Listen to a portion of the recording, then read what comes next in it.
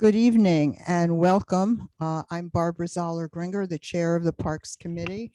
And I feel a little out of practice, number one, because we haven't done this in a while. And I don't know how you feel, but I feel like there are less Zoom meetings lately, but it may just be because of the summer. And I also have to tell you that my daughter got married Saturday night and I haven't come down to earth yet. So I'm still distilling that and basking in her glow.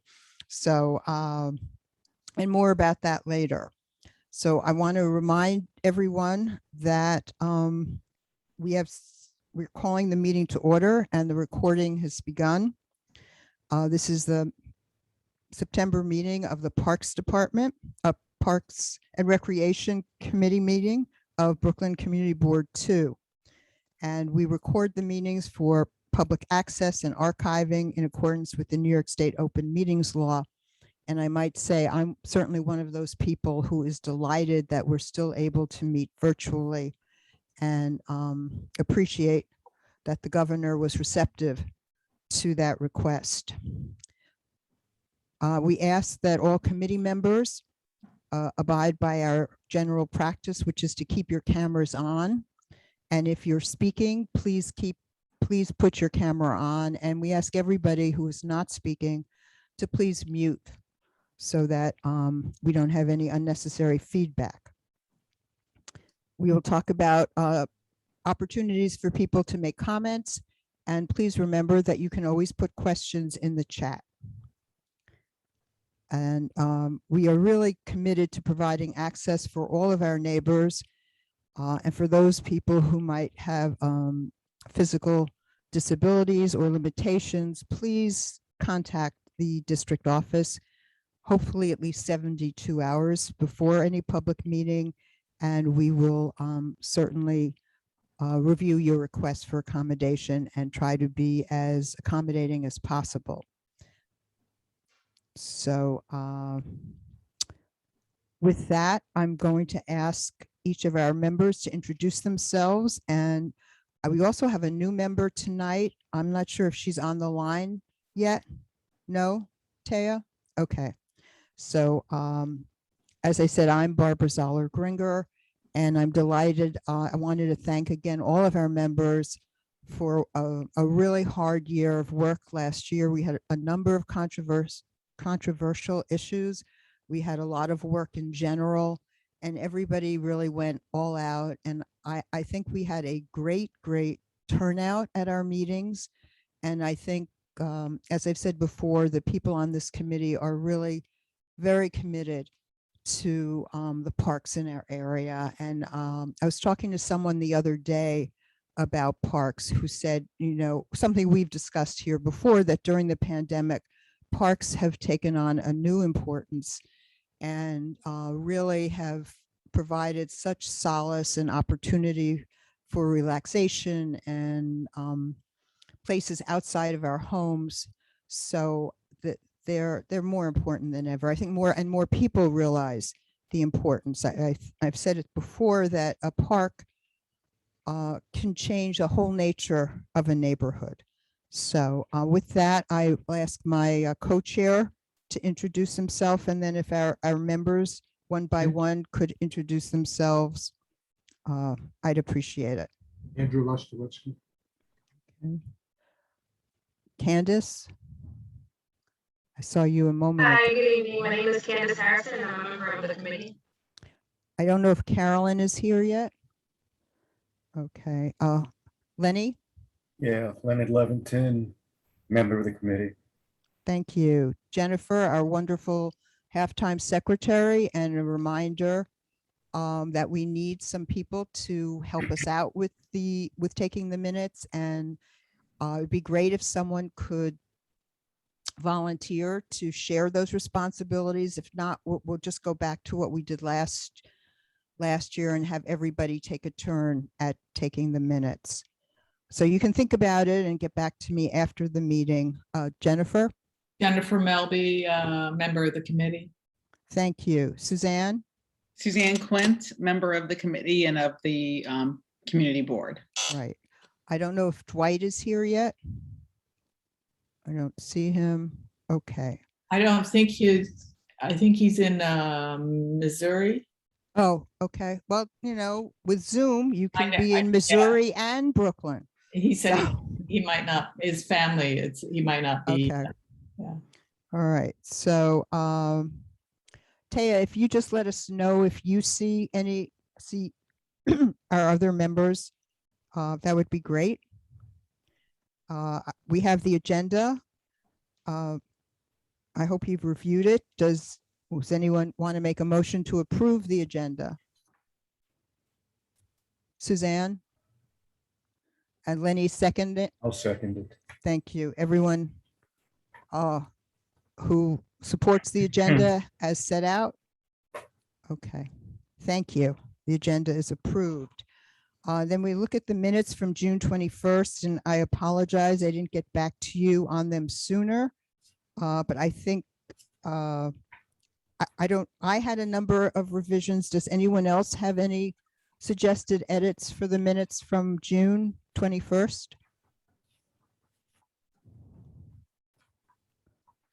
And then I don't see anybody raising a hand.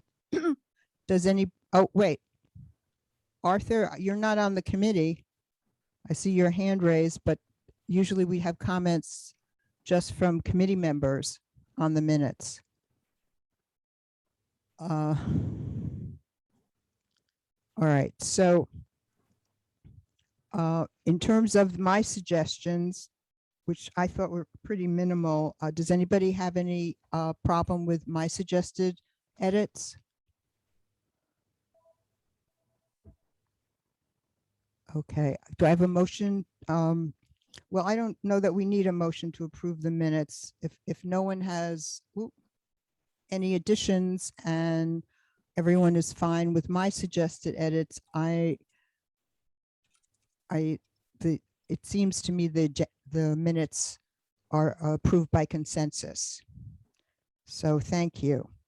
So in going over the minutes from June, I noticed that our new representative for Partnership for Parks was actually at our June meeting. I was watching a little bit of the video.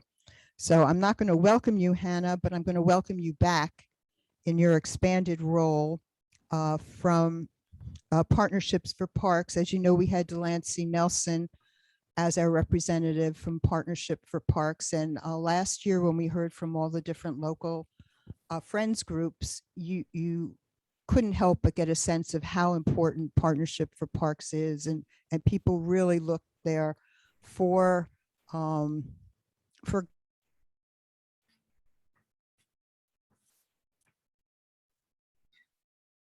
Ms. Olagringer, your video is frozen. I think we might have lost you for a second. Is Mr. Lastweski on the line? Hannah, Sure. oh, Barbara, are you back? Barbara, I'm going to stop your video and see if that improves your feed, because I think you were just trying to introduce Hannah. Barbara, could you say something, please? Oh, I think we've lost her. Mr. Lastweski, are you on the line still? Hannah, I'm pretty sure that Chair Zoller-Gringer was trying to just introduce your comments. Would you feel comfortable proceeding?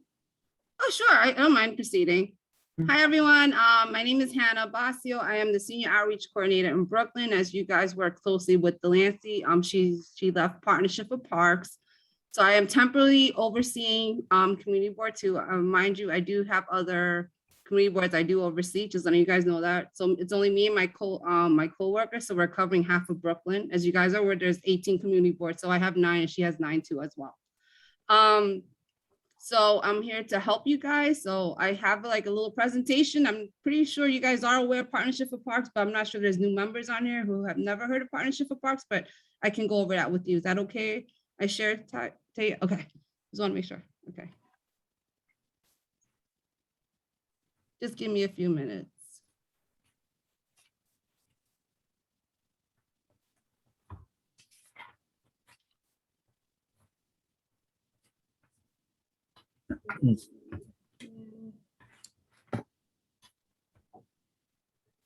That looks great.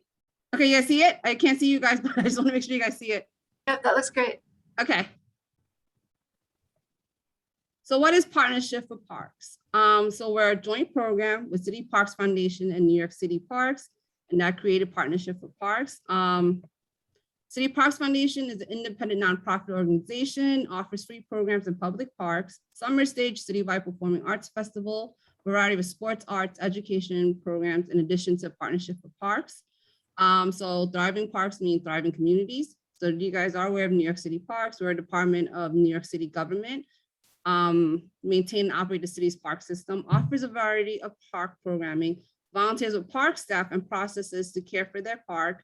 Vision is to create and sustain thriving parks and public spaces for New Yorkers. So Partnership for Parks is a unique public-private partnership between City Parks Foundation and New York City Parks that supports and champions neighborhood volunteers by giving them the tools they need to advocate and care for their neighborhood parks and green spaces. We equip people with the skills and tools they need to transform these spaces into dynamic community assets. So these are what we want to do is, as with Partnership Parks, we want to build, sustain, and connect our community partners. So how we can support you, we have beautification through It's My Park, our It's My Park program, trainings. We offer trainings through our technical assistance division, staff support, that is the outreach coordinator, visioning. We can help you set up a visioning event for your park. We want to see what kind of programs, events happening in the park, and grants. So what is a friends group? A friends group is a group of people who voluntarily work to maintain and improve and promote green spaces. Why form a friends group? Behind most vibrant, thriving parks is a community group caring for it. Physically improve the park, program the park, increase park use, advocate for political support, strengthen the community. Thriving parks equal thriving communities. So our volunteer program began in 1998 with 2 annual It's My Park days. Now we offer the volunteer projects throughout the year. 3 ways to get involved is you can join a project, request a project, or lead a project. Community visioning. Do you want to learn what your community wishes to see in your neighborhood? Your friends group can organize a community visioning event, host interactive surveys, activities to learn ideas, desires, and concerns. Use this to shape park programming and improvements.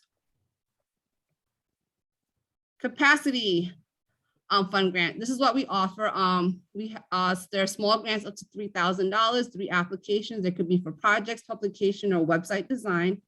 You could be focused on capacity building, must tie request a larger goal, increase membership visibility, expand stewardship programs, etc. Must be on New York City Parks property, and you do not need to be a 501c3. Our next grant round will be in January 2022. And this is my information here.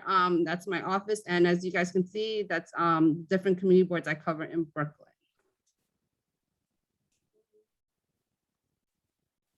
And that's all I have. Was I going too fast for you guys? I'm sorry. Hannah, can you hear me now? Yes, I can hear you now. Oh, Barb. I great. can hear That- you. I Yes. thought that was a terrific presentation, and I appreciate it. And clearly, we'd love you to come to every meeting, but whenever you can, we'd love to have you here. And I noticed Denise is on the is in on the conversation, and we'd love to have you say something later. And I'm delighted to have you at the meeting.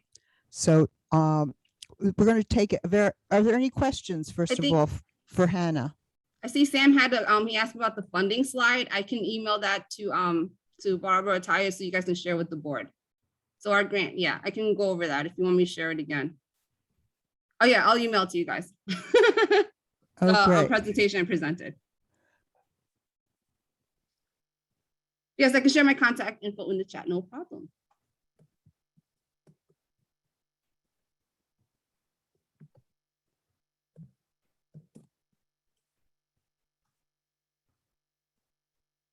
Is she frozen? Okay, I wasn't sure she was frozen again, sorry. I'll go on mute, sorry.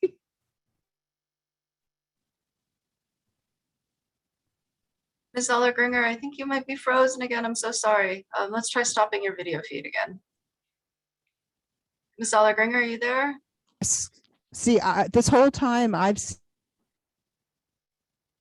Oh, Barbara, I'm so sorry. Your connection is not great. So I think maybe if you could exit and call and dial in. Is co-chair Andrew Lastowski, can you hear me? Are you on the line? Suzanne, who's the next in command? Our standing secretary? Ms. Melby? Can you hear me? Okay, Oh, no.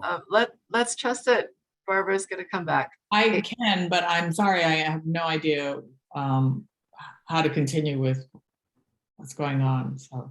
Okay, with your permission, board members, please interject if you have any objections to process. Typically, we open the floor to board questions first and then to questions from the general public.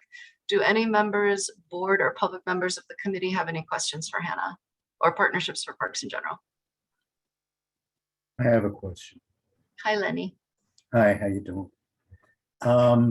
I noticed you said grants up to $3,000.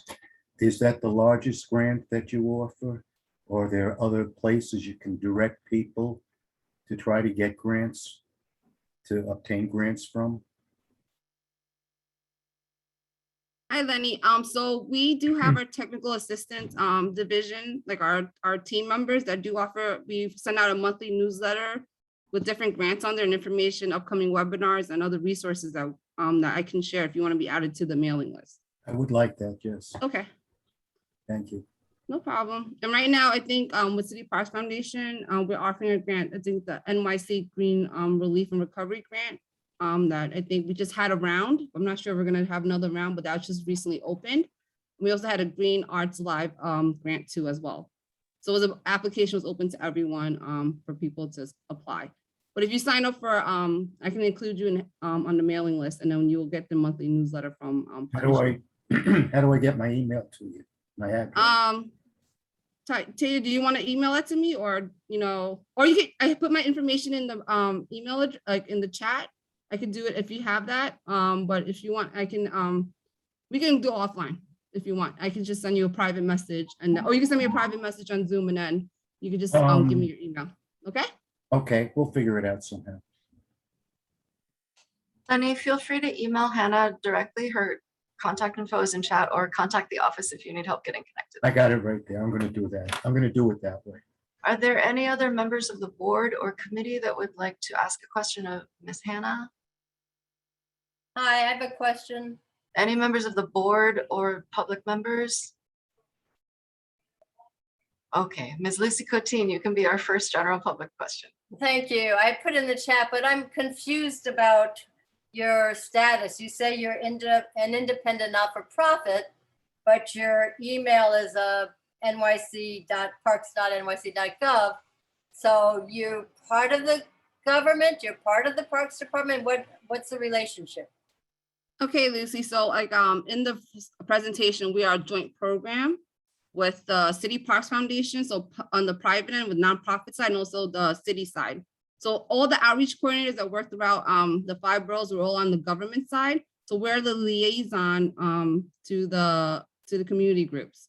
So if there's any issues or concerns that the community groups are having, we will go and relay that message to the park manager, anyone in parks to find the answer to solve, to get you guys any issues or anything.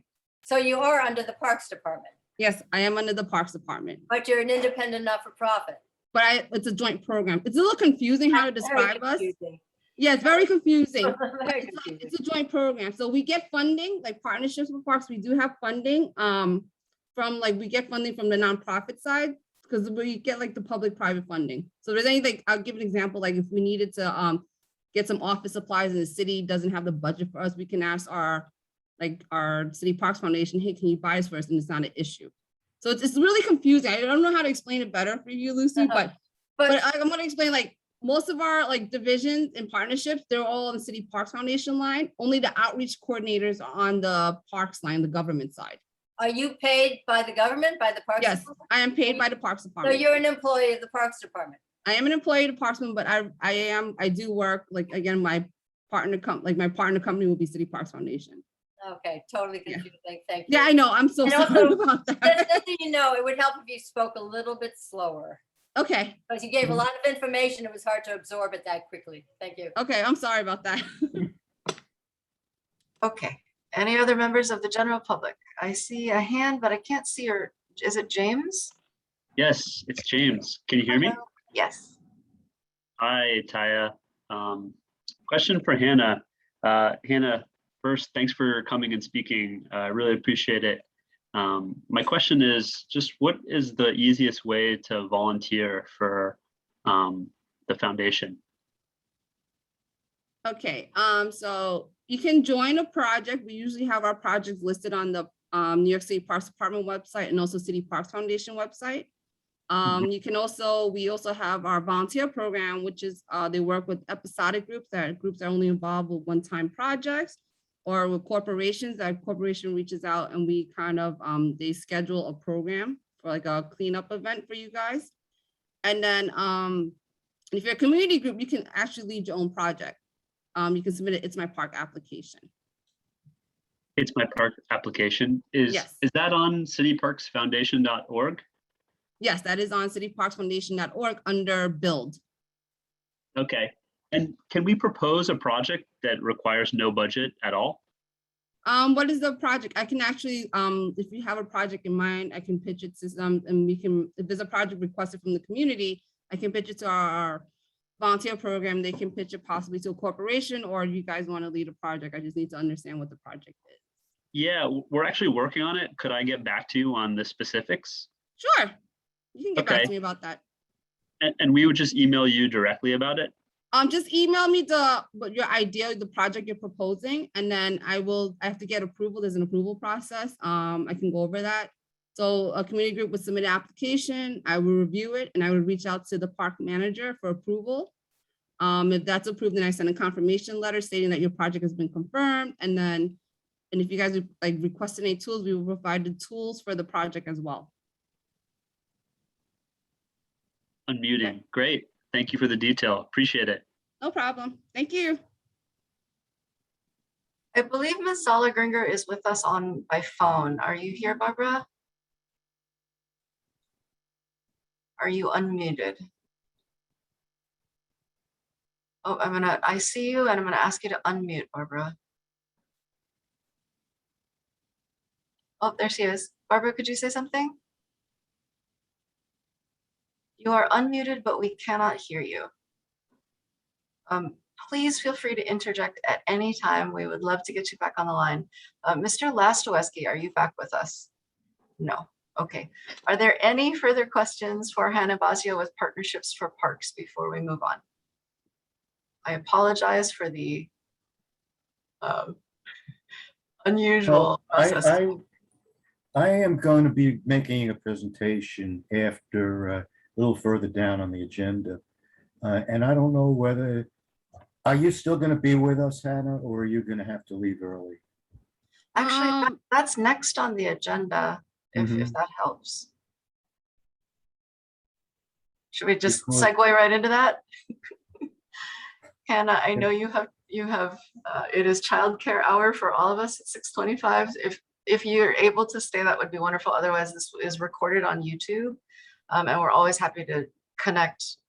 The reason I'm asking if she could stay or not, we've been corresponding with each other the past month or so, and there are still, well, we have a dialogue going, and since she's here, it may be easier that she stays for my presentation so that any questions she has or answers she can give or input, etc., can be given in real time during, my presentation.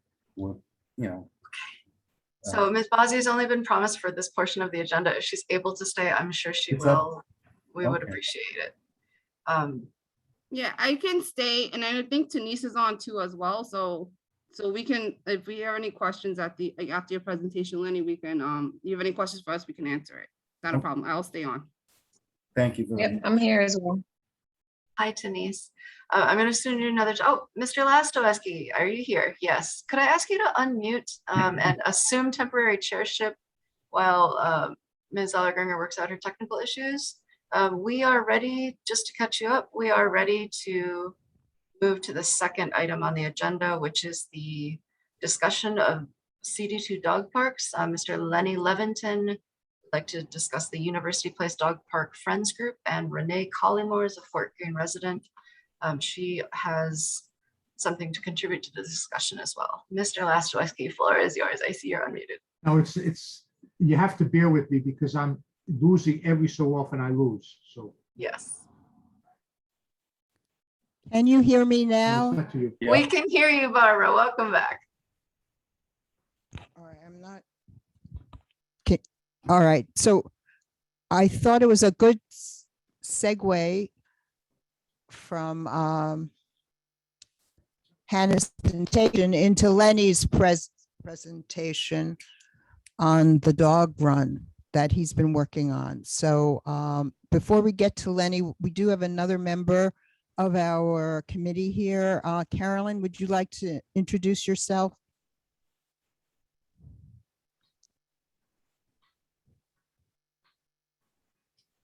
I'm sorry. I've been on a while. Carolyn Hubbard Kamananwiri, a member of the committee and a member of the board. Thank you. So Lenny, we're turning this over to you. Okay, thank you very much. I am Lenny Leventon, a member of the Parks and Recreation Committee.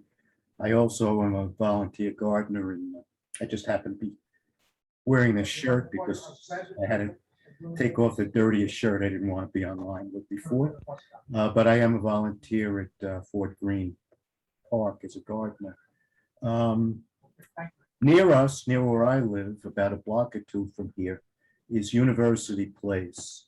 It's a large, empty, grassy field that dog walkers do use.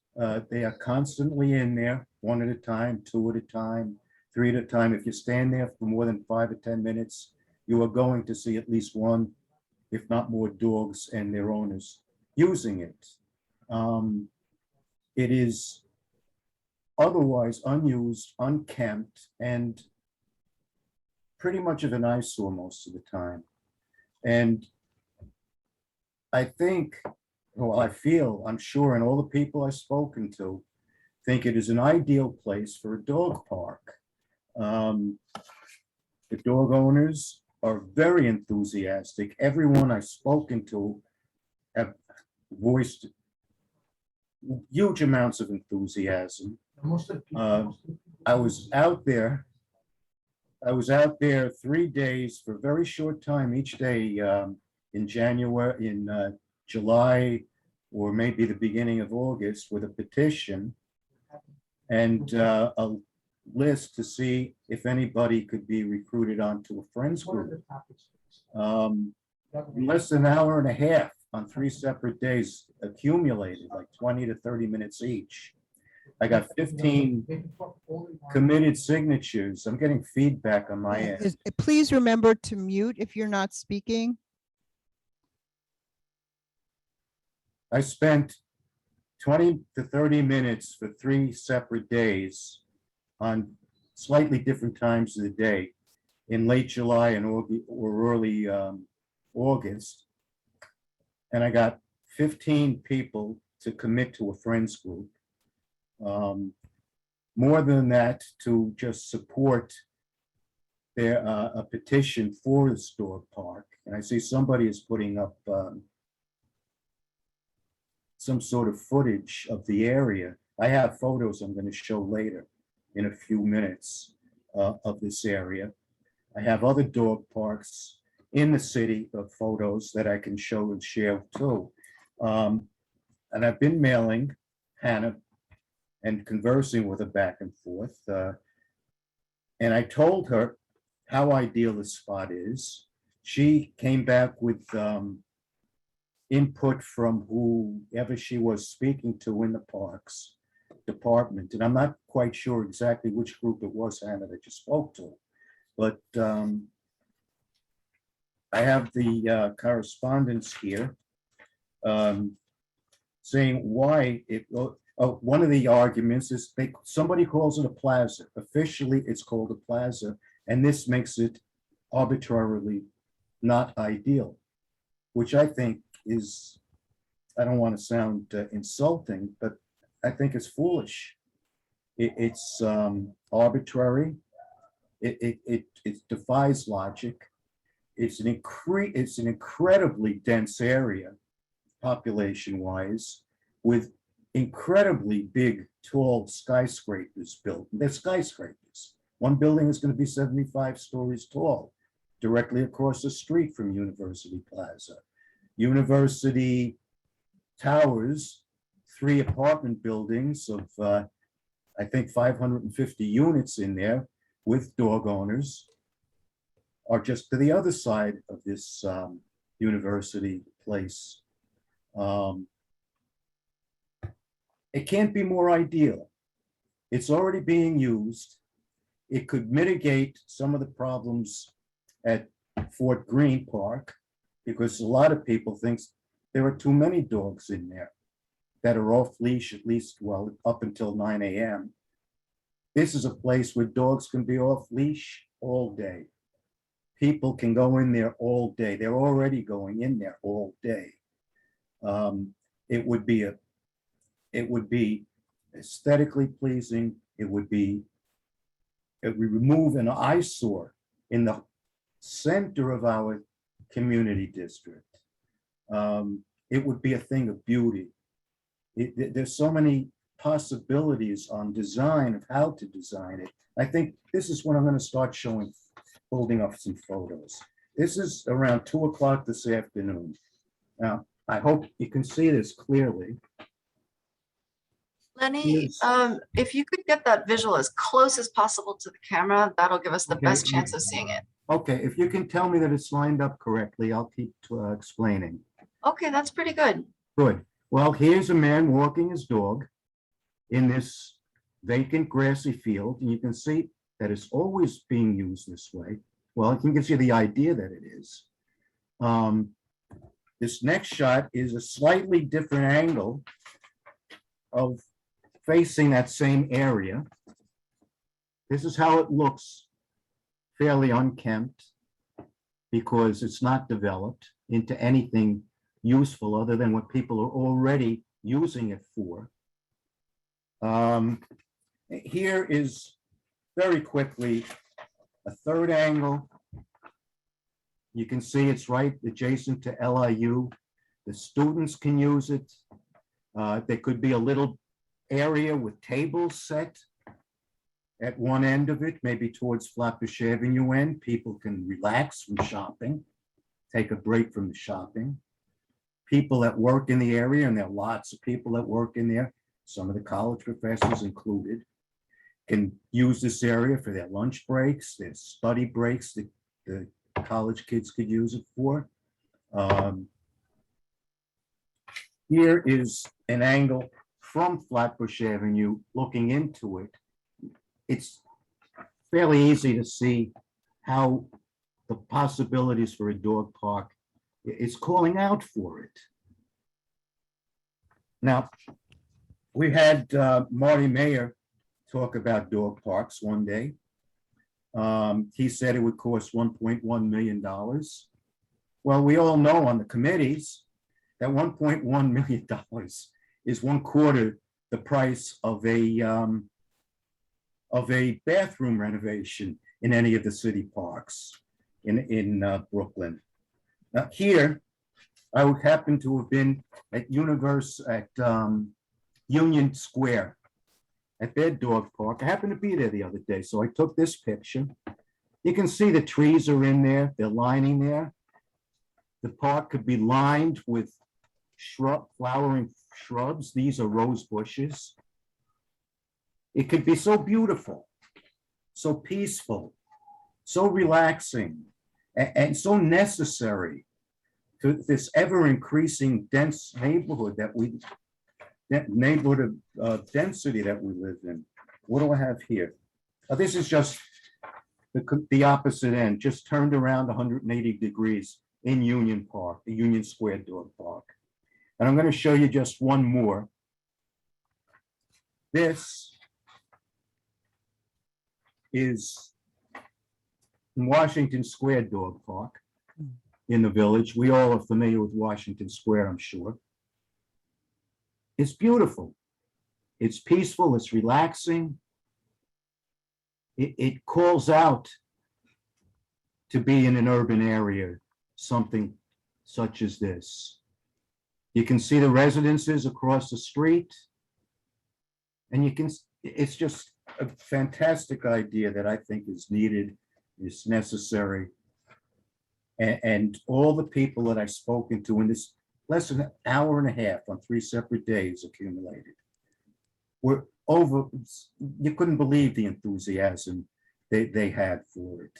One person says, we don't have enough of these in this area. Of course, I'm going to sign and join a friends group. And at this point, I just need to know exactly how to communicate with these people, what they are going to need to do as members of the Friends group. I have material from Hillside Dog Park.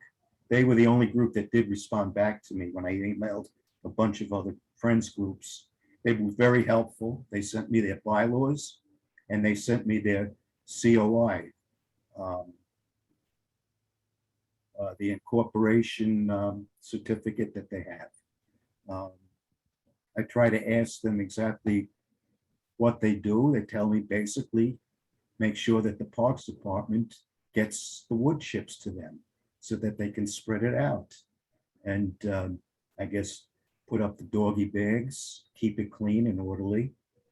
And once we really get this going, I would have a few more questions as to just more internal questions as how the Friends group would actually need to set up as far as getting insurance, etc. But that's down the road. Another objection that Hannah said her people had is it needs community support. It has it. If I were to stand out there or had 2 other people with me, say, for 2 hours a day for 2 weeks, I would have 300, maybe 400 plus signatures supporting the proposition of having a dog park at University Place. I know this would happen. I could have gotten more names on a friends list, but Hillside Dog Park says in their charter that they need 3 to 12 people. Well, I have 15 people at this point. And Marty Mayer says it would take 2 to 3 years. And I think Hannah said 4 years. That's what happens in government. That's what the way things work. The time's going to go by. And in 3 to 4 years, we will have something beautiful, needed, and I think just necessary and uplifting everybody's spirits. Ms. Lenny- Ollenberger, are you on the line? Yes, I have a question. Can you hear me? That's the first question. Yeah, okay, Yes. great. So Lenny, I had a couple of questions. Thank you for that presentation and for your real commitment to seeing this through. Maybe I missed this, but 2 things. The pictures that Taya was showing, I wasn't sure. Are you talking about that green area she was showing or the brick area?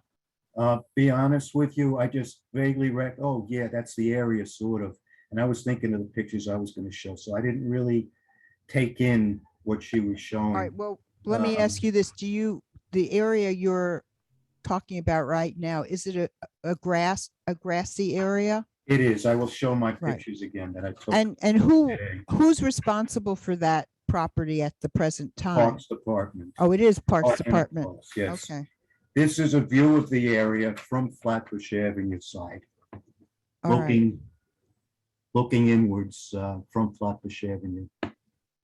Do we have any indication from our parks representatives here as to any existing plans for that area? As of right now, no, there's nothing that's gonna be changed with the area. But there's no capital funding for that area right now. Okay, that's always the bottom line, the capital funding. Okay, I So- remember a year or 2 ago, when I first started coming to the meetings and became a member, might have even before I was a member, I asked Marty Mayer about University Place and said, there's a neglected piece of property. All of a sudden I see there's a Parks Department sign in front of it. And his answer was basically that they're not doing anything and don't plan to do anything with it. So I just think right now it is an eyesore. I didn't show any pictures I took. I took a lot of pictures today, but I didn't print up any of the pictures that show how littered and filthy it is to a large degree. I didn't want to show that. That's not what I'm trying to do. I'm trying to eliminate that. But I can tell you for a fact, because I live 2 blocks or a block and a half, depends on how you count the blocks. There was a section that had medical gloves there, surgical gloves, that was there for a month and a half before they were finally cleaned up, picked up. And I think they mowed that grass once this summer. Now, the pictures I show, the grass is pretty low at this point. I mean, lower than it, than it sure was. But it's just not taken care of. It's a shame. And it doesn't do anything good for your spirits the way it as is. And my idea would lift your spirits, everyone's spirits tremendously. Suzanne, I think you have a question. Thank you. And kudos, Lenny, for getting this going. My question is the same as Taya put into the chat, and I guess for Hannah and Denise. So what I heard was that the Parks Department is saying because it's a plaza, it's not an ideal location for a dog run. Can you guys elaborate in terms of the thinking in terms of what's not ideal? If there might be some mitigations or things that Lenny can be directed to look into. Hi. Okay, Hi, so a Denise. few things that were mentioned already was it definitely needs community support and also support from the community board. There needs to be a group that's going to be responsible for taking care and maintaining the dog run after it's built. Also, it needs to be an appropriate site. So it needs to have proper drainage. We need to see whether or not there's going to be any interference from existing trees that are there. So when they do dig and have to put the gravel and everything else, that it'll properly permeate through. And then we also have to have approval from the commissioner. Yeah. So do we know on the drainage? Is that just something that needs to be vetted, or do we know one way or the other on the drainage issue and the tree issue, if that plot is or isn't appropriate?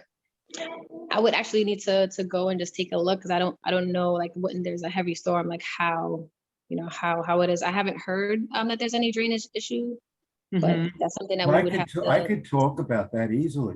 Well, Okay. I think we need the Parks Department to be probably officially look at it. Well, there are 3 trees. I can tell everybody this now before they get out there, that there are 3 trees all along the perimeter, the very perimeters of it. One tree, by the way, needs trimming badly because it hangs over the sidewalk. It's been growing, hanging over, and go out there and take a look. I beg people to look at this. Sounds like a job They for show Mr. other Mara. dog parks. I would like to show this again. This is the Union Square Dog Park adjacent to 14th Street. You can see the trees there. You can see the trees are really not an issue because they are incorporated into the park, and plenty of all those rose bushes lining the park on all sides. I'd show you the other picture from 180 degrees. It'll be the same picture, just turned around. So let me interject here, Denise, and thank you for being here. Would it be appropriate if committee members agreed to do some sort of resolution that the parks, would this be the appropriate next step, that the Parks Department look into whether this that there is interest in creating a dog park here, and to ask the Parks Department to look into whether this area is feasible to have a dog park. Is that something that sounds appropriate to you? Yeah, that's something that we could do. We could definitely take a look at it. And I'll also speak to the commissioner and get his input on the site as well. Okay. And That one sounds objection- great. One objection, it Thank does you. sound good. One objection that Hannah relayed to me is it's not ideal against with Flatbush Avenue being there. Well, I don't see that as neither here nor there. All these other dog parks, well, I showed 2 of them. One was on 14th Street, just as much vehicles going there. The other one I didn't show was, I might have mentioned Madison Square Park. I think there's more vehicle traffic there. 23rd Street, Broadway, Flatiron Building District. I think it's more heavily congested than Flatbush Avenue. I don't see that as a problem. Okay. Are there any other questions from committee members? All right. Any questions from members of the public? I know that Renee Collymore is also asked to speak on the subject. So Taya, I don't see any questions. Do you from? I don't, but I would ask if Ms. Collymore, she's come off mute. Can you hear me, Renee? Yes, I can. How are you? Good. Well, thank you, everybody. Thank you for allowing me these few minutes to have a few words concerning this. I am Renee Collymore, and I'm a resident of this community, born and raised here. My family has been here since the 1940s. I'm the former district leader in the 57th Assembly District, and I am here because tonight we have a special need, and the special need is our children, our pets. And I am here with a great friend, and my neighbor, Mr. Charles Wallace, is here tonight with me because I asked him to come on to help me a little bit because he is the head of the Claremont Avenue Dog Association. And we have been in the news fighting for the same, Mr. Laney. You're not alone. We are here with you on this side of Brooklyn here, down on Claremont, Fort Franklin Hill Avenue, Vanderbilt, over this way, because our dogs over here have a great dog community. And I would like everyone to know that we have a petition going around, and we have more than 1,000 names that have signed right in our neighborhood. And I want everyone to know that this is something very great for our area, and not just for our area. The city of New York should take hold and grab hold to this idea of a dog park. I just got a rescue dog, and they say he's half beagle, half hound, and I take him over to Fort Greene off leash, but he's a puppy, he's a baby, and so I realized that he's very fast. He's too fast for me to run behind. So what I feel, and I'm not the only one, but because he's a baby and we don't trust him that much, because I don't want him to ever run out of the park, we need a controlled area that people like me and our pets can be safe, be guarded, and have a space where they could run free and just have a good time. And I want everybody to know also that I began to take my dog over to Domino Park. They have a great dog park over there. And however, it's not where I live. It's not Fort Greene, Clinton Hill. And so I'm advocating for a dog park here because I invited Parks Commissioner Marty over to our neighborhood to meet all of our neighbors on Claremont, and everyone brought out their dogs. And we had a good press conference a few days before that. And it's a consensus that we all want the same thing, and we all care about the same thing. And dogs are good for people. Dogs are good for the neighborhood. Why? Because, Dogs are even utilized as service dogs. Dogs go into hospital. They bring dogs into hospitals to help heal the sick, and to bring you comfort.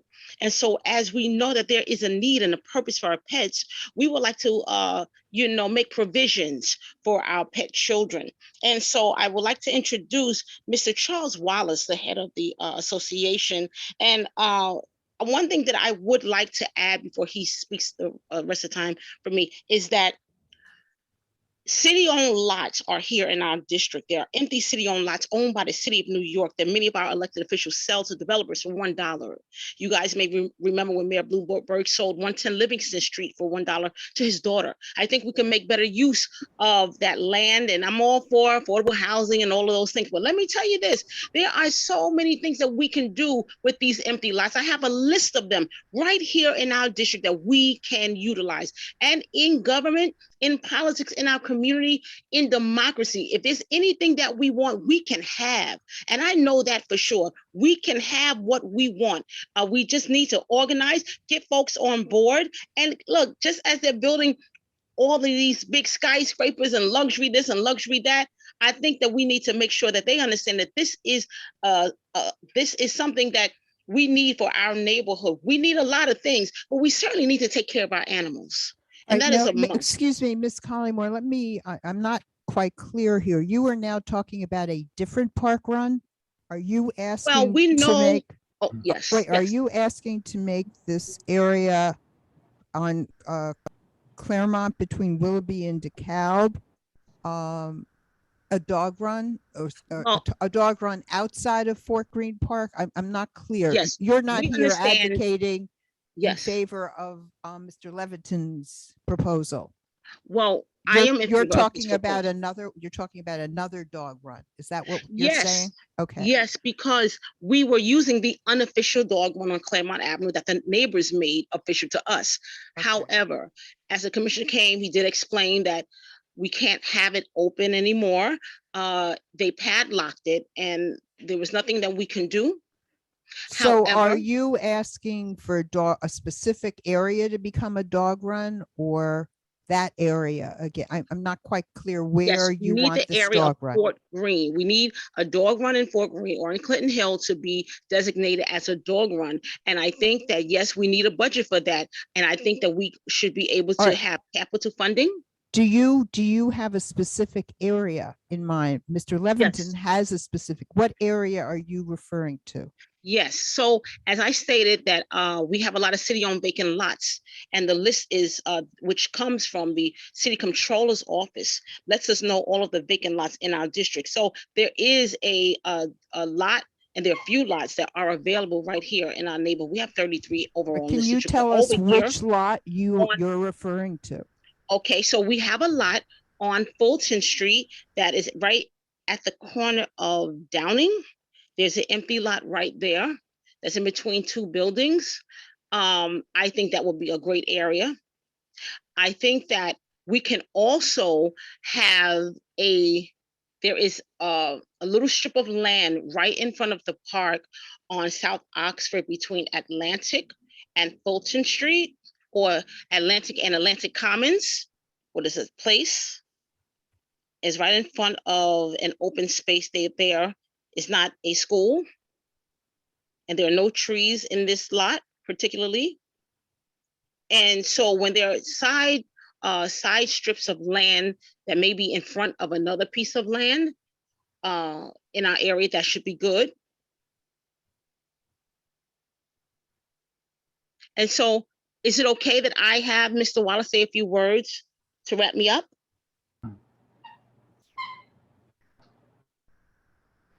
Mr. Wallace, are you there? Yeah. Can you hear me? Yeah, hi, I'm Charles Wallace. I was there the night that they closed the unofficial dog run on Claremont Street between Willoughby and DeKalb. And I was there with my dog and two other women who I knew from the community. And we were, there was a guy from the Parks Department who came in with a padlock and said, I have to kick you guys out because this area has been deemed like, you guys can't be here anymore. And this is something that I would bring a place. It's right next to PS20, the school. And I would bring my kids because they would like to play in the park next door while I was with the dog. And they'd love to watch the dogs. And I got to know a lot of members of the community this way. And it was really special for me and my dog because I can't always make before 9 in the morning and after 9 at night because of my job. You know, it's so for Fort Greene, and Fort Greene's about to go under this major renovation, Fort Greene Park. It's going to limit. It's already limited. They cut off the whole pitch in the middle of the soccer pitch in the middle, and so it's going to get more and more limited. And there's hundreds of dogs down there every day, and it's like you go down there, and I lose my dog immediately because there's so many dogs down there, which is great. And I get to see a lot of the community, the dog community down there. But it's the only place between 9 o'clock in the morning and 9 at night. There's nowhere in my neighborhood within a mile to take my dog for a walk. And so normally I would get off work around 5, working remotely at home, and then and I would take him out before dinner and with my kids to the park and to this dog run at Claremont. And Mr. Mayor said that you know, this is completely off limits. There's one tree in this place. There's 3 old trees along the sidewalk that are next to it.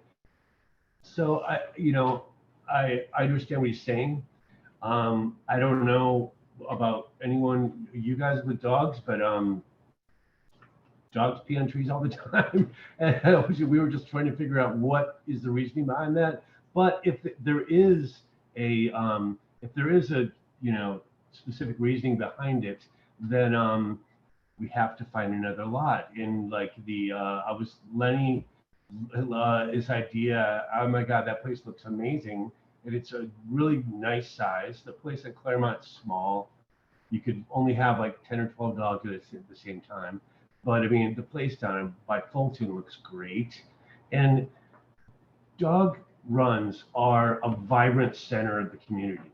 It's like it's activity, it's people getting together, kids, adults, it's just the community getting together. It brings together people who don't normally talk to each other. And, you know, it's like, and it's very important that we find a place to land a dog run in this neighborhood, because we're a huge community and people working at home all the time now with their dogs, and more dogs. I mean, like the dog community has grown so much in the past year and a half since COVID or whatever, and people are just, you know, they want to get out and take their dogs out to a place and also share amongst the community. And I think this place on Fulton is great. If we can't do it at the place on Claremont we were originally fighting for, you know, Marty Mayor says that it's out of the question, whatever. And I mean, the people who would go there kept it clean. We brought in like a park bench, all independently, completely independently. And there's very strict rules with these, you know, dog owners. You can't just let your dog go and leave, you know, and like leave the waste out or whatever like this. People are all scrutinizing and being like, you can't do this. And so there's through our petition of about 1,200 people now that have signed this petition to keep this dog run open, we've met so many people who are just willing to put in time and effort and to keep it clean, keep it up to standards by the parks. And I mean, when the guy came in with the lock to that night that we were there and kicked us out, he looked around and he was like, this place is actually really well kept. And now it's a lot full of weeds and garbage. And so it's just, you know, we want to, I would like to work with the Parks Commission to find a location. And this spot that Lenny was talking about sounded really good. I'm glad you just ended it with that comment, because you gave a lot of reasons that this spot, University Place, is so ideal. It's large. It can accommodate many dogs, many people, many owners. It's centrally located, and it may be the densest area in New York City these days. I wouldn't doubt that this is going to become the most densely populated area in New York City, not just Brooklyn. Brooklyn is obvious, it probably is already. And to have this oasis, this green oasis with barking dogs, playing dogs, kids with their dogs, grown-ups, families, people that are going shopping, going to work, coming from work, coming home. Oh, isn't this, let's sit here and watch the dogs a little. Let's relax. Let's have lunch here at the work. I already went through all that. I don't feel like repeating too much. It's ideal. Covington, if I could interrupt for a minute. Yes, yes.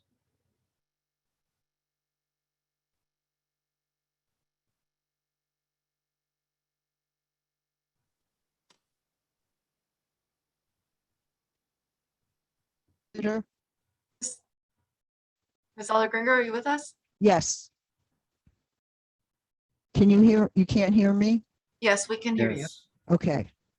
So my question was, is there, Mr. Wallace has said he supports Mr. Levinton's place for a dog run, but he also has this petition with Miss Collymore already. And is there another spot that Mr. Wallace would be advocating on behalf of? Right now we're researching that, and okay. there's a great site called Oasis NYC that shows you all the lots in the city and what they're zoned for and how they're affiliated. And I've been scouring that, but it's just the end of the summer, and we're trying to get it together for that. And we originally were supposed to do a presentation during this meeting, but I wasn't prepared for it enough, so we switched it to October. But you guys asked us to come and just let us know where we're at with this, and it's very important. And I see people all the time in the parks who ask me what's going on with this and what what can we do to make it continue, and you're like, yeah. So you want, what I hear you saying is you'd like to come back next month with more of a proposal? Definitely, yes. Oh, with okay. a proper proposal. I wasn't prepared for this. I just got up. Because I'm trying to think of what we might vote on this evening, Yeah. whether we should vote on some overall, if people are interested. What I hear is that a lot of people are interested in, and I see people shaking their heads here about the importance of having dog runs in this area. So I don't know whether we want to ask the board to, in general, endorse additional dog runs for Community Board 2, or we want to just specifically tonight ask about the area Lenny is interested in. Again, if enough people on the committee are Barbara? interested. Yeah. Yeah, so I'd like to propose a move on the latter, to ask the Parks Department to get back to us with specificity on the land that Lenny's proposing. Okay. Definitely, with regards to Mr. Wallace's thoughts, and by the way, I feel like everyone in this committee wants to make better use of public land. So we're all united on that, on that front. But I would love to just, I feel like there's a step that needs to be gone through, which I think is what you're saying as well, Mr. Wallace, in terms of understanding who has authority over that public land. And then seeing if there's a willingness to transfer that land over to parks and how that could be navigated for a dog run. So I think that's probably a next step, maybe involving some of your elected officials. But I think a more immediate step that we can get is to move for Parks Department to survey and get back to us on the the land, is it the University Place land that Lenny's proposing? You know, I have a really, one of the people I've met through signing this petition and getting involved with this movement is a woman who's a civil environmental engineer. And she's basically said she'd do it for free. Help do the, figure out the drainage situations and all this stuff like this. And she works, her day job is basically going over switching lands from private to public, you know, like to parks. And so so she knows how to do this and can do it. And she does it for a living and is volunteer her time basically. That's what I'm saying. There's people lined up who are ready. No, of course, yeah. I would like to, Charles, could I ask, would she be interested in looking at University Place? I think it's, yeah. Excuse me. Excuse me. Can I make a motion? Yes. Motion. Are you okay with me making a motion, Barbara? Barbara, we can't hear you. Mr. Lastoweski, are you with us?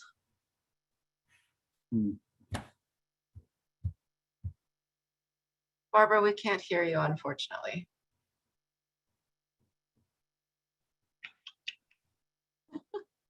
Suzanne, where's our parliamentarian? Yeah, I'm a little rusty on that.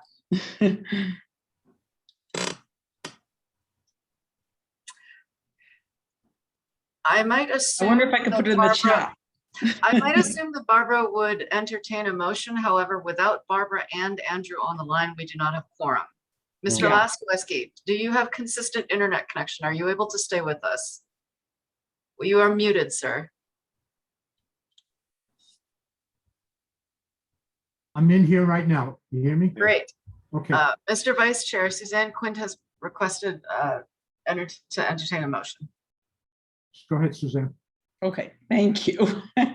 I'd like to make a motion that this committee is requesting the Parks Committee to get back to us or to survey the University Place, is that right?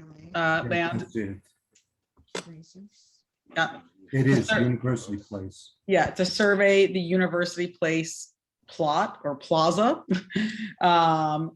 and report back to us on its Listening to it.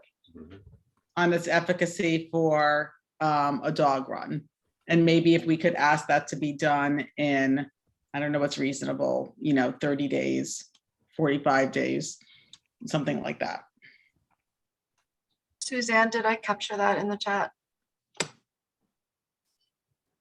Well, I feel like that's maybe a little bit more grandiose than I was asking to survey the University Place Plaza for feasibility for a dog run, and we request a response in. And Taya, I would take your judgment here, and Denise, feel free to chime in.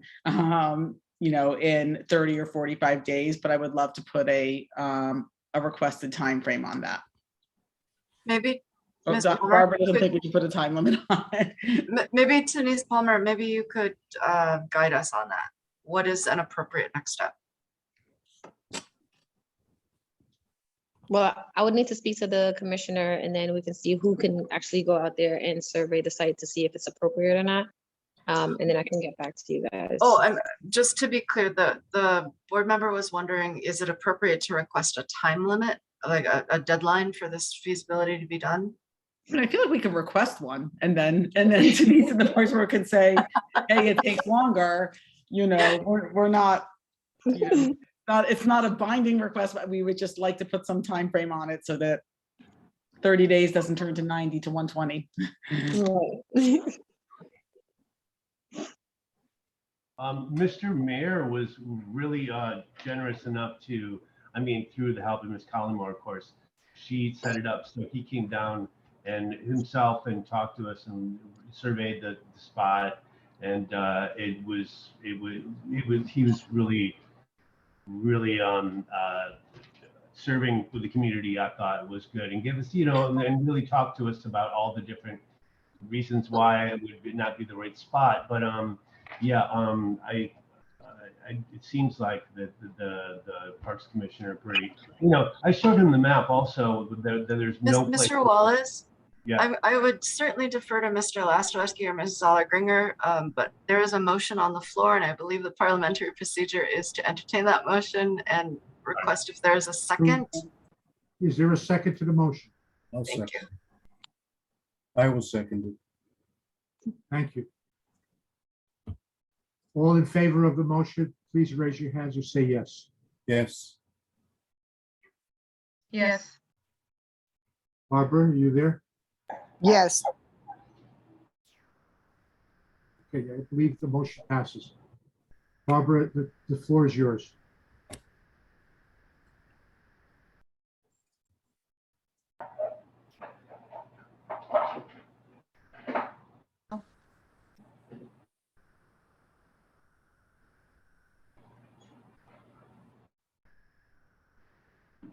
Ms. Zoller-Gringer, I believe you're frozen on 2 devices now, which suggests maybe an overall email internet connection at your location.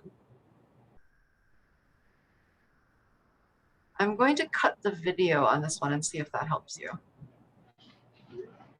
Could you say something? Mr. Lastowski, I believe the floor is still yours. Can you hear me now? I can hear you now. We cannot hear you. Andrew, could you guide us to the next steps, please? I'd gladly do that. I don't have the program in front of me, so that's where I'm. No problem. So a motion was raised. It was passed by consensus. I'm trying to repeat this for Ms. Melby's sake. Mr. Lastowski, if you're open to it, Ms. Collymore has her hand raised for a question. Renee? Yes, thank you. I would like to ask if it's possible that we could get a test done of the tree that is inside of the space where the unofficial dog run is on Claremont between Willoughby and DeKalb Avenue. They had been using that space for about 8 or 9 years, and so when the commissioner came in, he mentioned the tree. We have to save the tree because dogs urinate on trees, and it causes damage. And so I asked, did anyone check to see if this tree happened to be damaged? The tree looks beautiful to us, but could we ask if the city could come or we have an independent person to come and test the tree to see if that may be the case for this particular area? It helps. I think that's actually something that the office could assist with directly. I don't think that I don't believe that requires a committee motion. Renee, I'd be happy to help you with that specific if you'd like to email me the exact address. Okay, in front of the PS20 park on Claremont. Mr. Wallace, do you know the exact address of the park? No, but it's on Claremont, in the middle of Claremont between Willoughby and DeKalb Avenue, in front of PS20 park. School.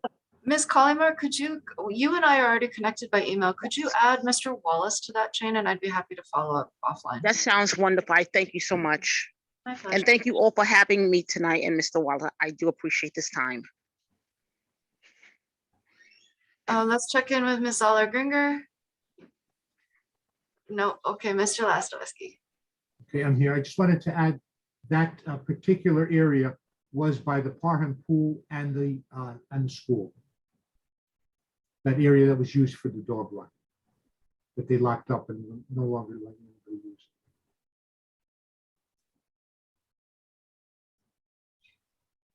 Ms. Chair or Mr. Vice Chair, if you'd like to move forward with the agenda, the next item is a 5-minute presentation and discussion of renaming Columbus Park and Columbus Statue.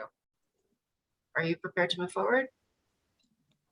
Yes, who's the proponent to bring that forward? with a That would be discussion? Mr. Morris. And I don't, Mr. Morris, are you sharing screen? Am I sharing? No, I'm, Okay, can you hear me? Okay. Oh, good, good. Mr. Morris, I need you to mute one of your two devices because we're good. Okay. Okay, I just did that. This is better. Is this better? Okay. Oh, great. Okay. All right. Taya, did you share with the committee members the revised draft resolution? Yes, it is available on the public drive. I will pull up that link right now for chat. And it was Because, emailed. So a reminder to the committee that there was a revision submitted yesterday. So you may do what you like with that information.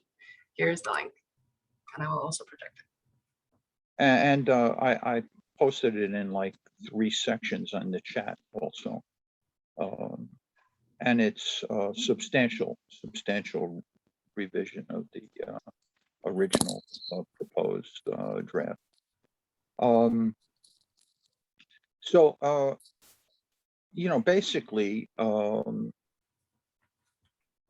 let's see, is that the original or is that the revised, Taya? This is the revised in a sans serif font, so it's a little easier to read, but Oh, otherwise okay. it's yours. Okay, all right. Look, the font isn't as important as the content. So basically,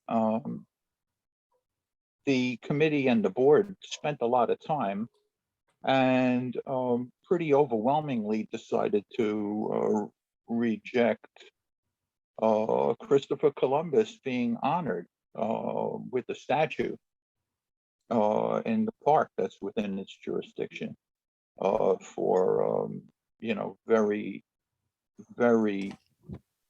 appropriate historical reasons. Some of which, the major ones, I outline in this resolution, or I reinforce, and I probably add 1 or 2 new reasons why he doesn't deserve the multiple honorings that Christopher Columbus has gotten in America. You know, basically, I see his honoring as an accident of history. You know, somewhere in the 1890s, Italians were actually getting lynched, particularly down south, and there was an upwelling of overwhelming sentiment that the Italian contribution to American history should be honored. And somehow the various Italian societies that look to protect its culture, that the to be it resolved is definitely different than my revision, Taya. But I did post it in the chat. Regardless, yeah, this is definitely, the version on the screen is definitely different than the revision. But anyway, Bart, do you have the TV on? No. Okay, just checking. I would like the committee members to refer also to the language posted in the chat, which is directly from the last version. Regardless, okay. So, you know, there's that we established that what happened, you guys passed overwhelmingly a resolution asking for them to remove the statue to Columbus. That was a bridge too far in terms of the art of the possible here in New York City.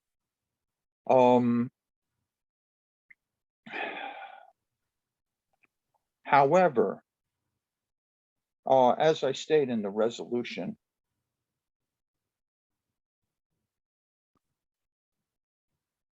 for those who think that the gentleman depicted as Columbus in the statue located in the center of Brooklyn is a true likeness of Columbus, they would be incorrect. There is no true likeness. There is also no true contemporaneous likeness of Vespucci. They both lived before the great age of the flowering of European portraiture. The depictions extant are arbitrary likenesses of distinguished Italian gentlemen. And so then I get into my, therefore be it resolved, that our community board resolves to honor the great contributions of Italians in America and its history with this redesignation of the park and its statue that is within our jurisdiction in Brooklyn after a truly deserving pilot major and gentleman who our continent and country is named after. Let us honor people who could modify their conception of reality in accord with the discoveries revealed in their pursuit of their explorations and for their scholarship and understanding of the nature of our planet and for using their minds to explain its nature to the rest of us by being redesignated with a new plaque. That's all we'll need to do. Mr. is a new plaque in honor of Amerigo Vespucci. So to rename the park and to rename the statue.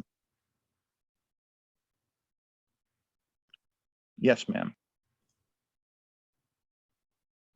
Ms. Allergringer, we heard you for a second. Could you try again?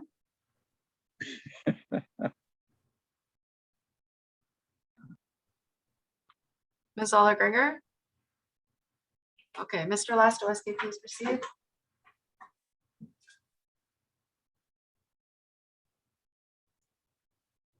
I just would love to really hear what Barbara was trying to say. So would I.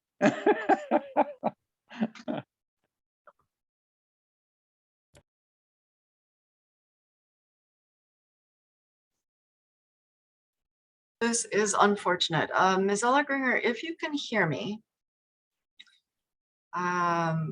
we would love, at this point, I would recommend leaving the meeting on all devices and dialing in only by phone, and let us know if you're able to reconnect. Mr. Lastowski, the meeting is yours. Thank you. I'm sorry. Don't be sorry, but we do have a predicament. I don't know what the proposal is. The proposal. Excuse me, can you hear me now? Yes. Yes, loud and clear. Wonderful. Okay. Oh, good. All right. So I'm just calling in right now and we've turned off our computer. That works. So, all right. We're up to talking about whether, is there any discussion about or any questions for Mr. Morris? First from committee members. And remember, I can't see you. So, Ms. Allergringer, I see no hands from any board members or committee members. Oh, one hand, Mr. Levinson. Yeah, hi. Well, we all learned a lot about Christopher Columbus last year. Well, I also went online and read up and I guess fact-checked some of the people that presented arguments one way or the other. He was definitely not worthy of anything as far as statues go. Amerigo Vespucci, we all know from our history classes in high school or wherever else we may have studied this Vespucci, that America was named after him. I know virtually nothing else about him, and I would like to know much more about him before I can go one way or the other on him. If I didn't read about Columbus and rested on everything I learned growing up in school, I would say, what's this problem with him? I don't want to have to go through that with somebody else without him being vetted, as well as Columbus was vetted. That's my comment. And I'd say that to I anybody who wanted- would be proposed, any other person that would be proposed to have a statue Right. there. I wanted to make a comment. You know, the board did send a letter to the Parks Department asking that the name of the, I believe, supporting taking down the statue, as I recall. And we did not address the name of the park at that time. I do not think this is a timely resolution. Two reasons. One, I think we're still waiting to hear a response to our letter, number one. Number two, I think we need a discussion, a broad discussion, once we know that, about renaming the park. We haven't discussed that. And I, for one, do not think, I would not, at this point, support changing the name. I think we need to just, you know, to Amerigo Vespucci. I think we need a larger discussion to hear from more people about a variety of names. I don't think we're at a state, that's my personal opinion. So obviously anyone else can voice their opinion. Yeah, I'm in a similar place. I'm open to considering the proposal, but I'm not ready to fully consider the proposal. So would like to, at the very least, thank Mr. Morris for raising the proposal, but perhaps tabling it so we can have a larger discussion. And I hope hear back from the Parks Department. Ms. Dollar-Gringer, board member Brandon Smith has a hand raised. Sure. Thanks for honoring my ability to speak. I do largely support the chair's comments about tabling this. I'm a resident of the area around this park and I go by it, and I think it was the right decision of the board to support taking down the statue, and I would also support renaming the park. I have a bit of a concern about renaming the park after a different person here who I was able to figure out listed in his will that he himself was the owner of 5 slaves. And knowing that, it would give me great pause to support naming something else after him in our community. So that's my only point. I'm not an expert on history or this guy, and I would totally trust somebody who's more of an expert than me about what we should name any park or statue. But I found a book by this guy, Felipe Fernandez Armesto, who is an award-winning historian, who wrote a book extolling this man, but did note that he had possessed these 5 slaves in his will. Anyway, that was my only point I wanted to raise, and thank you very much for the time. Thank you, Brandon. Ms. Melby has her hand raised as well. Sure, sure. I agree with Suzanne and Barbara in terms of getting more information and not deciding on this resolution. I do not see any other hands raised.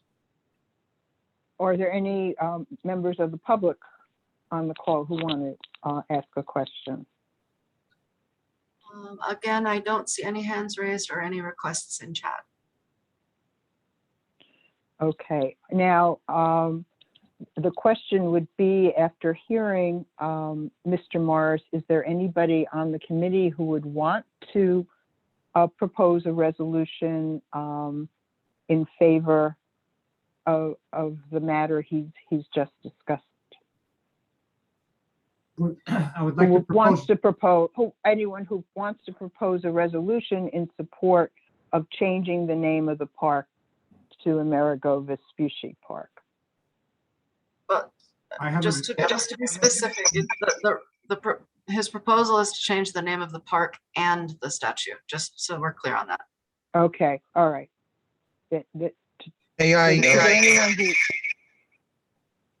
Oh, Mr. Morris, the board is deliberating, so I'm going to ask you to stay on mute. Barbara, go ahead. Andrew, did you want to say something? Yes, Andrew, did you want to say something? Yeah, Oh, Mr. Go ahead. Laskowski, you actually just muted yourself. Come back.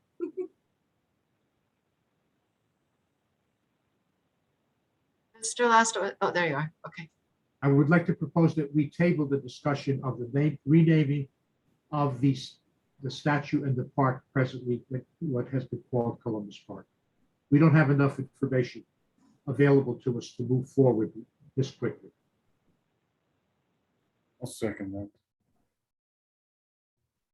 All right, I'm wondering if we even need a motion to table it per se, if nobody, first, don't you have to have a Second. resolution, have a vote, a motion on the floor and then ask to table it rather than to have a That's right. motion to table?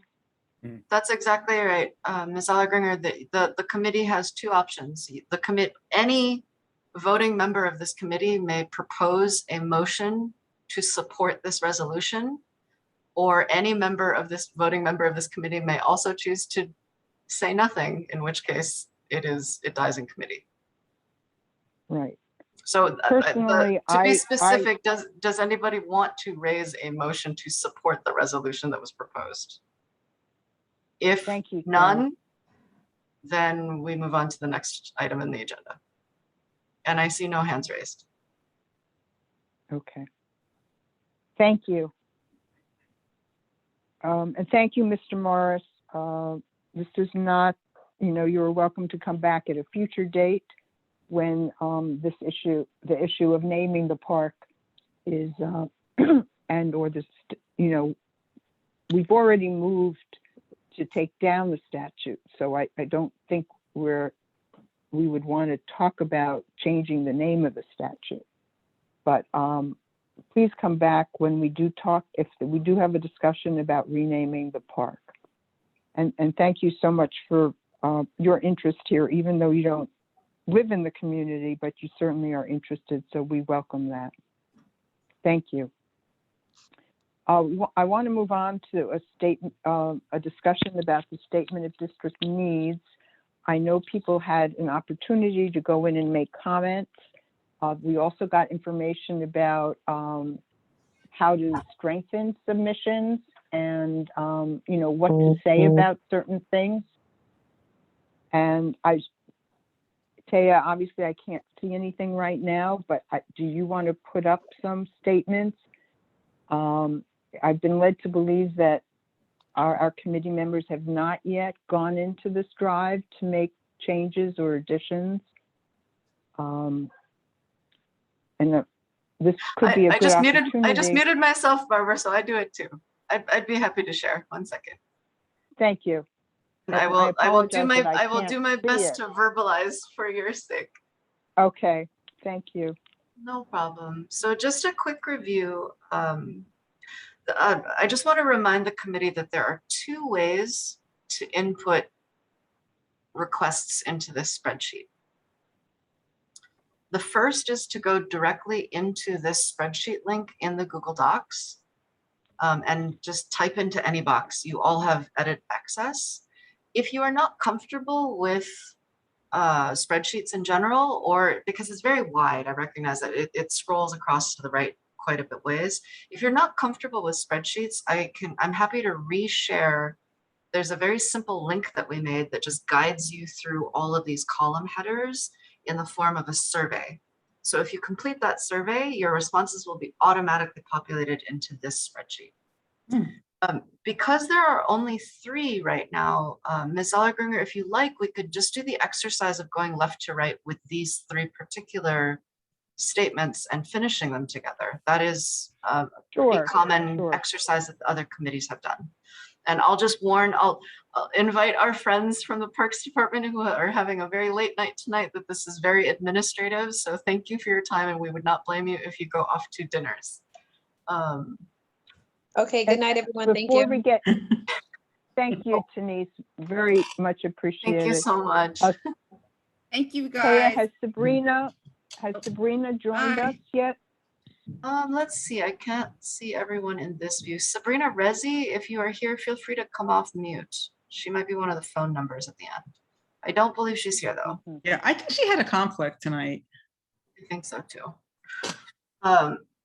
Okay, so the first, this is a great exercise because you only have 3 in right now. And coincidentally, the first topic is on dogs. So the problem statement that someone has typed in is, dogs are being exercised and relieved on the playground, which is not allowed per existing city parks rules.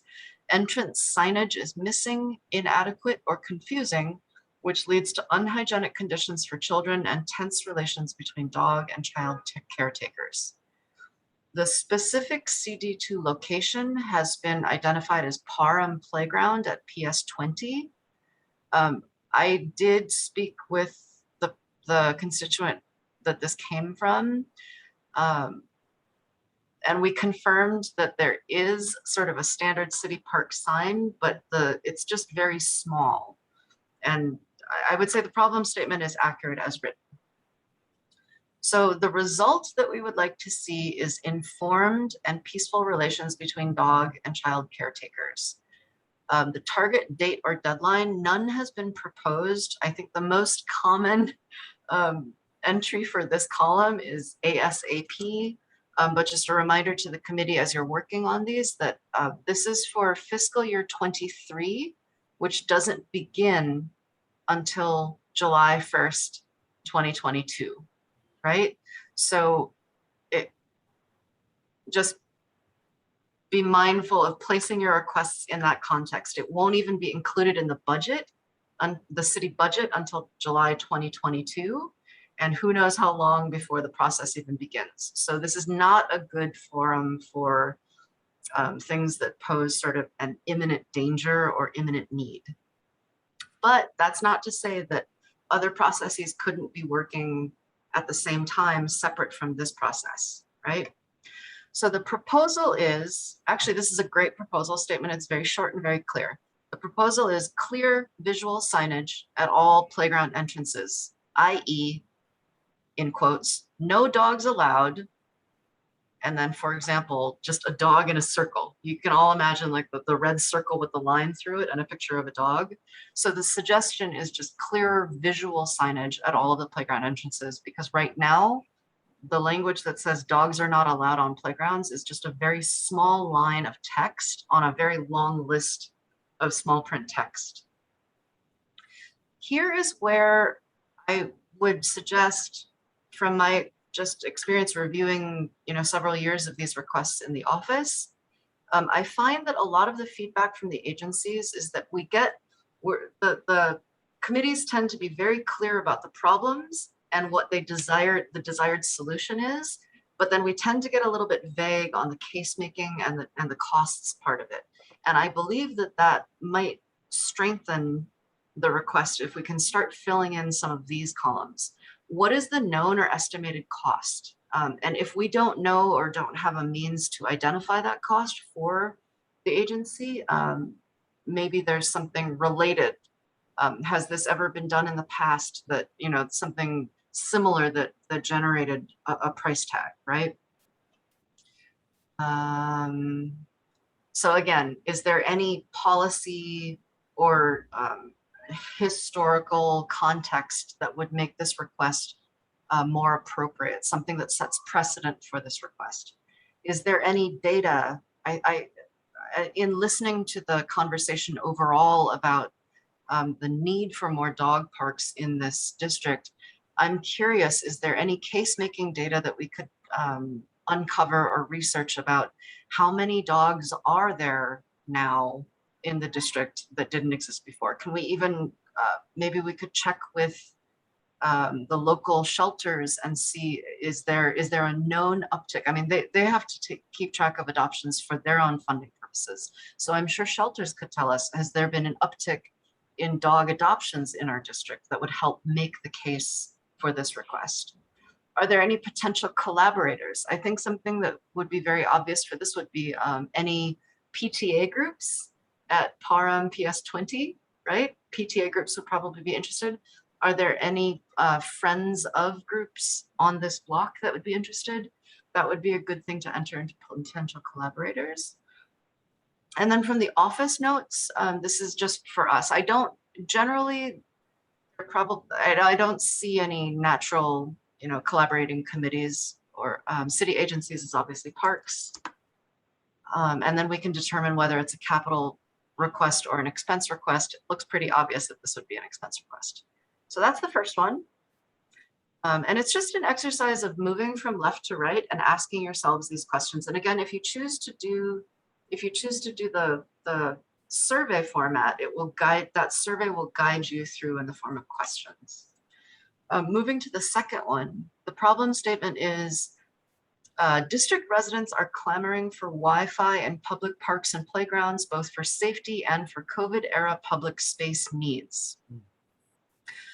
Just on first read, I'm going to guess that there's probably a lot of vagueness around this question. For example, which specific park or playground in CD2? How might we assist the Parks Department in reviewing this request by prioritizing which parks or playgrounds for maximum impact? Probably not likely that they'll be able to do it universally, right? What is the result that you would like to see? How does this, for example, overlay with, the Brooklyn Public Libraries are now offering free Wi-Fi within 300 feet of each of their facilities. Does that ameliorate some of the need? Does that shift where we prioritize? What's the target date or deadline? What is again, there's nothing filled in beyond the problem statement. So overall, I think a good place to start would be, how do we know that this is a need? What data points to this being a known need rather than a gut instinct? The third one is actually even more vague. It's just surfacing across several parks is uneven, cracked, and a safety issue. There's a good start here because it lists 2 specific parks. Again, there just needs to be more work done to the right. What is the result that you want to see? Why is it an imminent or urgent need? Does it present a danger? How do you know that? What is the proposed solution? When Commissioner Marr came to, maybe Barbara, you probably remember this more specifically. I do recall that when Commissioner Marr came and addressed the question specific to South Oxford Park, he had mentioned that and actually he reiterated this today at the borough consultations. The Parks Department is actually in the process of setting up a system that hasn't been completed internally yet, but they would like to see all of the parks and playground repairs put into a cycle so that they know, for example, that the AstroTurf disintegrates or needs to be refreshed every 6 to 8 years. So they're going to start cycling their parks through that. So how does this request fit in with what the parks is doing? So again, just more specifics are needed in the other columns. It is not enough to simply state a problem. To make it a strong request, the problem statement needs to be bolstered with a very specific request and some compelling case-making data. That's all.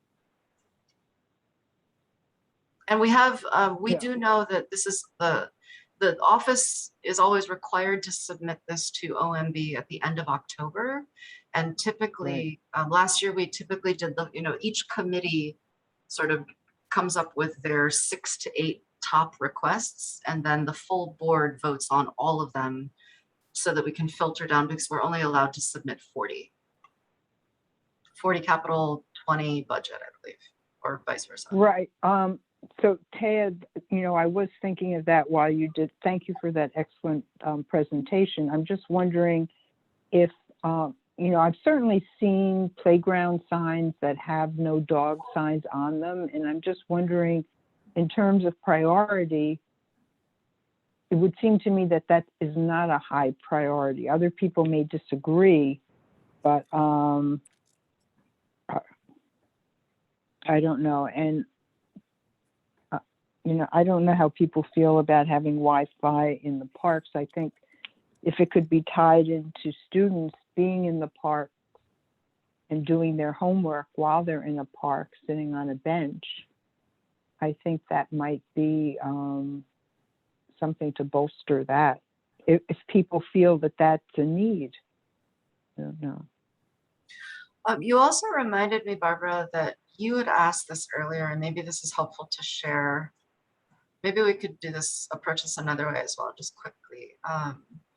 Other committees have done pretty extensive work on this because some of them actually did have working groups that met over the summer. I could share an example from a different committee if that would be helpful. Okay. Or I mean, do some people want to comment on these? These are proposals that individuals have put in there, is what you're saying. Yes. Right. I mean, I think the first thing really is people should discuss whether they want to include any or all of these three proposals. And I do remember Marty Marr talking about when the surface was discussed in one of the playgrounds. Was it Green? I'm not sure. Again, it was attached to a public school. He said that there is a cycle, and that he checked, and he found out that this particular playground was needed to be part of that cycle and to be addressed imminently. So hopefully that was done. So I think let's hear from people as to whether they want to include any or all of these as priorities. Actually, if it's helpful, before we Barbara, work on them. You are in the happy position of not having to downsize your list. I think it's a good, because the board is allowed to submit 40 requests and there are 6 working committees. As long as you're not, as long as you don't have more than 6, 7, 8 requests, you don't need to eliminate any of these. It's just a matter of whoever has authored these first 3 might want to just go in and make those requests more robust so that they have a better chance of surviving the cut when the full board votes. I can go in and fill in more detail on the surfacing request, which I definitely feel like is important. I know at Pierpont specifically, that's been an issue for many years. So I can do that by like at least give me to over the weekend was my best time, but. I think that would be great. I think it is a significant issue, but first I think we should find out if other people agree that it's significant. Well, I think when I looked at Edmonds Playground, I think it's officially called, that's the major problem there, that it needs resurfacing. Okay. In some of the areas, more so than others, but definitely needs it where kids are tripping and getting hurt in that. Lenny, I assume this, I hope this is very obvious, but this would be a fantastic place to make that request for the University Place dog run. It would. I was thinking all this time. I was thinking all this time, should I say this? Was it just done? Didn't we just vote that it's going to the Parks Department at this point? Well, that's what you're saying is yes, it should be. Say that again, Lenny, Barbara? I think you would be then. I was saying that, as I understand it, the vote was just really for the Parks Department to do a sort of feasibility study. And I think Lenny would be the perfect person to put in the document, a dog run, the dog run. Okay, Absolutely. so now, Talk about why it's important. now to sound like a fool, maybe, I hear the conversation and I understand it very well. Where do I access this form so that I can maybe That don't worry, Mr. Levington, that's the easy part. Please connect with me offline. If you are not comfortable with the spreadsheet, I'm happy to help you. Like the technology should not be the enemy. No, I don't think it will be once I have it in front of me. Yeah, happy to help Get you it in connect with front that. of me. Okay, I'll get to you. In fact, I'm gonna write a note now so that if I don't do it right after the meeting adjourns, I will do it first thing in the morning. Yeah, and actually, if Charles Wallace or Renee Collymore are on the line, I'm sure Mr. Levington could be elbow twisted to maybe include some of your concerns in his language. Oh, I think Mr. Lastowski has his hand up, Barbara. I just wanted to ask a Okay, question, Barbara. Yeah. Since the Parham Park is that first item on the agenda there, does that mean that that dog sign is going to be there and no dogs are going to be allowed in there, period, end of story? That's the end of the dog run by Parham Park.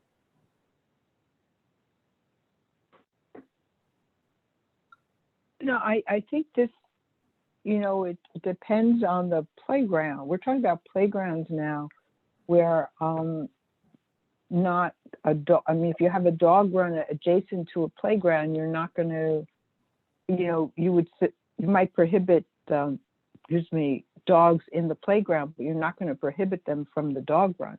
Yeah, well, speaking to that, where the people were using the dog run, it was not in a playground. It was in area completely away from the park with fencing on both sides.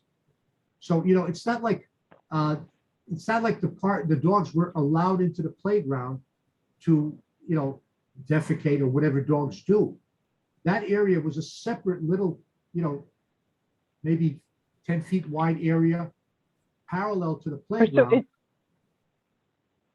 it doesn't sound to me like there's a problem. No, then why are we saying that you're going to put a dog sign that says no dogs in the playground? Just to be clear, it's already a regulation. Dogs are Right. not allowed in playgrounds. Right, that's understood. But that area that the people were using for a dog run was an area specific that's not really in a playground. It's completely parallel to a playground. It's set off by fencing from the street and from the playground. So I don't see a problem. I recommend that somebody go to that area where the people were using that area for a dog run and see that there's nothing offensive really about it.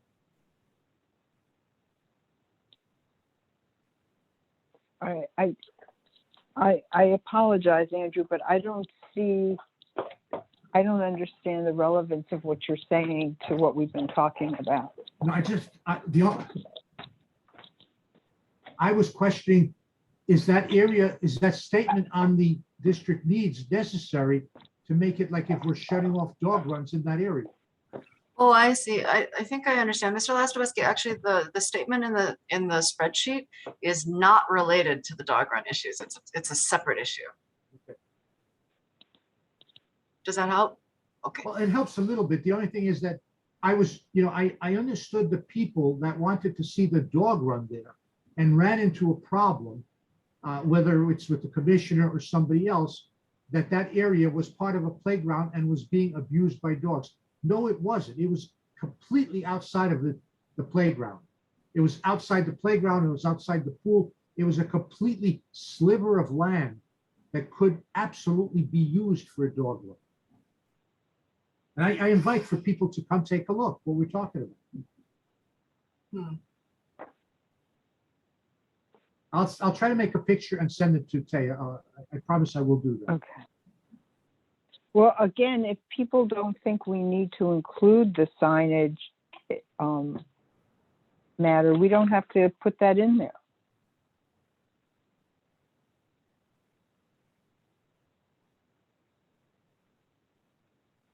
If it's helpful, Barbara, maybe deadlines are helpful after all. So it is September 20th, and we know that the executive committee meeting is happening on the 29th, I think a week from today, on the 27th. Yeah.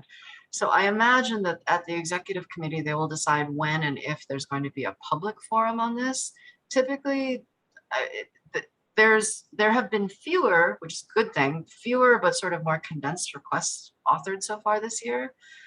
Again, unless the committee gets to a point where there are more than 10 requests on your tab, you do not need to eliminate any of them. And I recommend you don't. I recommend just, if anyone is inspired to go into that spreadsheet and bolster those requests so that they're stronger and more specific, I think that would be the activity, not necessarily, there's nothing to eliminate right now. All right. I'm more concerned about it adding some of these that were in the statement of needs last year. And the other thing is, I think we would ask people if they can get into this document by Friday and make some suggestions, or if you want to get in touch with me and about things that you're concerned about, because I think we need to, we certainly have lots of needs that we've discussed. We certainly had all the friends groups come in and tell us about the needs of the different parks, playgrounds, and people have been visiting their own designated playgrounds. Another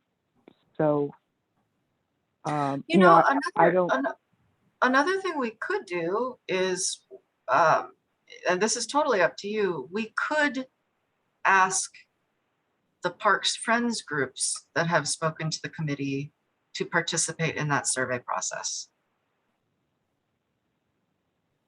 Well, what we could do is go back and look at the minutes from that meeting and see what the concerns were. Yeah. Right. And I would just ask now, is there anyone else, and if you can help me, if anyone's, is there any issue here that people want to see included that is not there now? I know the issue of the resurfacing the playgrounds is a very significant issue and would make a tremendous difference in the playgrounds. Mm-hmm. I think that is a good priority. Yeah, I'm going to say a strong maybe on other issues. I'll be completely honest to say that I haven't engaged in this. And I think, Barbara, there has to be things in our statement of needs from last year that have not carried over. And so I don't know, maybe at least, because Taya and Barbara, what you're saying is this is our last gathering together before this. So we at least need to agree on the issues, and then individual members can flesh them out. Okay. I mean, for instance, we've talked about lights. We've talked about additional tennis courts. We heard about a need for tennis courts in one of those friends groups. Aside from Fort Greene Park.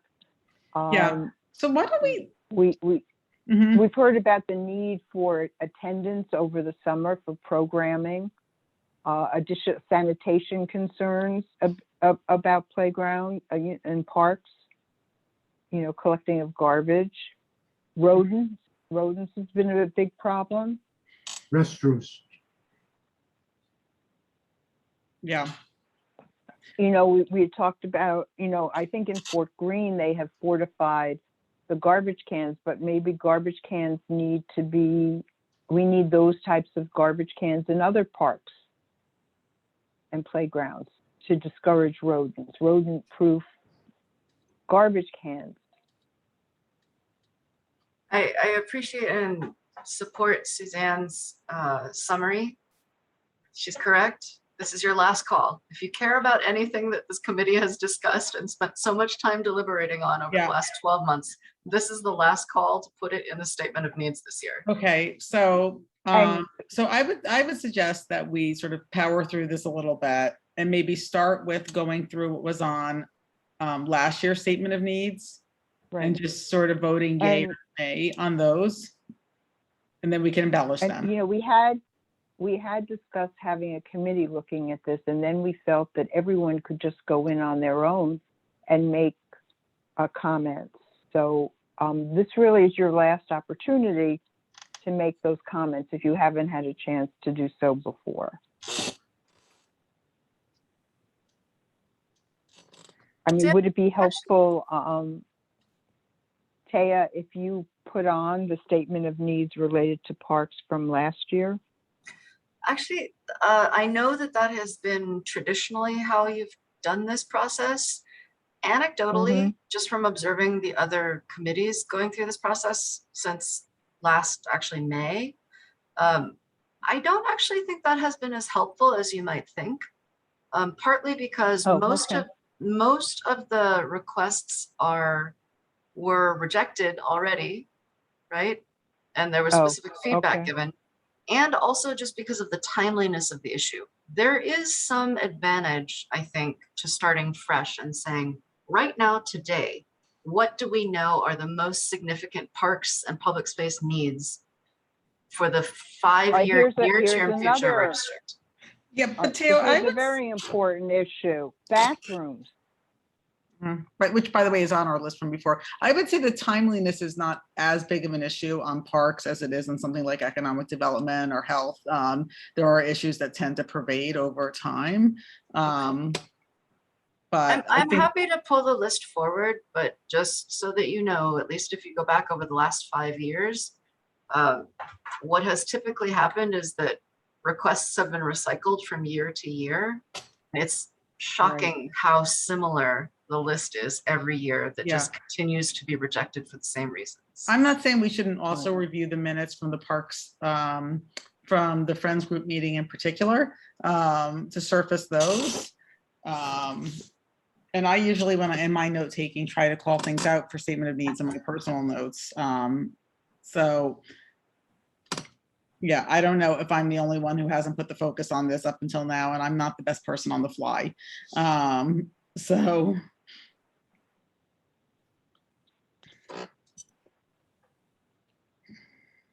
Does anyone else have anything that's of real concern to them that maybe we haven't addressed in previous years?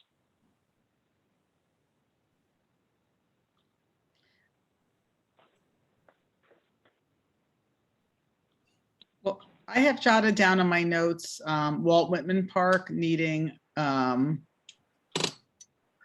help with the sprinkler repair. I mean, I don't know if that's big enough for statement of needs.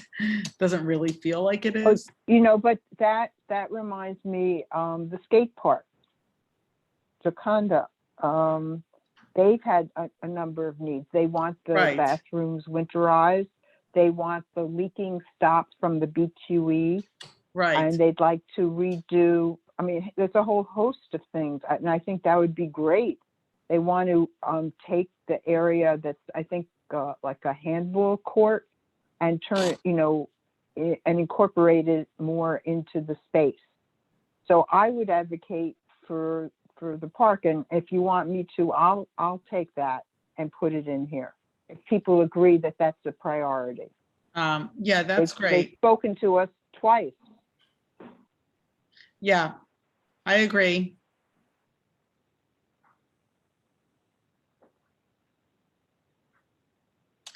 I'm seeing my notes here now from the April meeting. I'll just raise some things people can weigh in. Commodore Barry getting the lights replaced on the outside the bathrooms. I don't know if other people have. That was raised to us. Repaving the basketball court was raised to us. Some of these things are going to be addressed. Yeah. Yeah. When the field is redone. I know.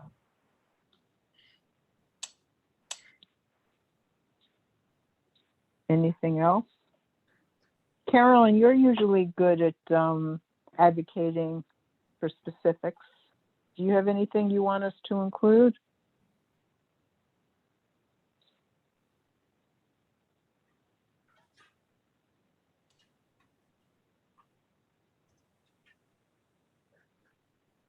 I think she's looking for her mute button. Oh, okay.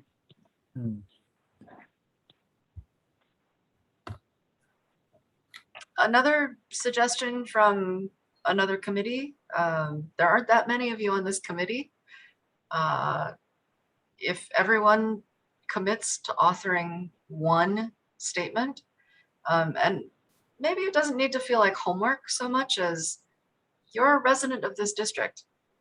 What's the most important, and you've chosen to be on the Parks and Public Space Committee. If you could wave a magic wand and just pick one thing to improve in the next 5 years, what would your own personal number one parks and public space priority. If everybody on the committee authors one request, you will have more than enough to submit this year. That's one approach. And then we just, I like then we that don't have the approach. opportunity to weigh in on the request as a committee, right? Well, Yes. unless people could talk about what they would do, you know, tonight. I mean, everyone has had the opportunity to look at these and think about them, and we've certainly discussed things along the way.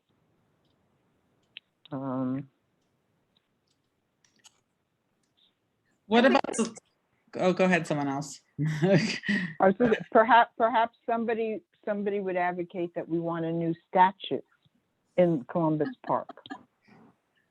I don't know how important people think that is. I'm on hold with that. Okay.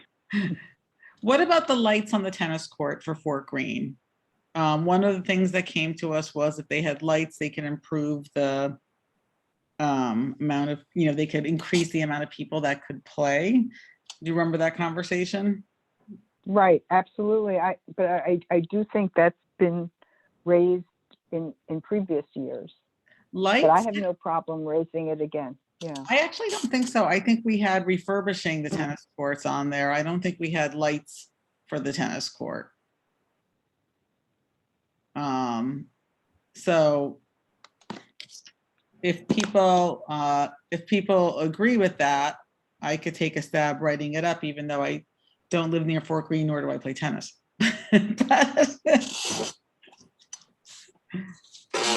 Do people think that that's a valid? Well, we certainly, you know, from that meeting, I think he might have even given some statistics at the meeting as to how that would increase the usage. That's correct. Of the tennis courts. Right. It might be. And the other thing is, during the pandemic, tennis has increased because people view it as a safe sport as opposed to some others. Yeah, no, I just think that's a great way to increase use of open space.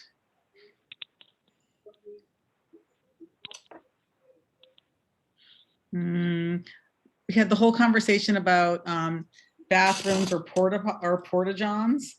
Right. And could we advocate for porta johns in the places that we're not going to get millions of dollars for a bathroom?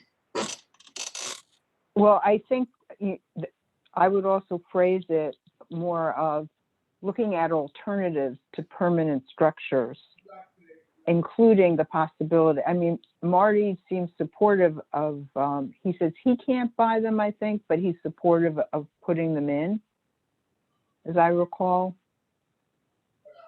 So I think if we talk about alternatives to permanent bathroom facility, to expensive,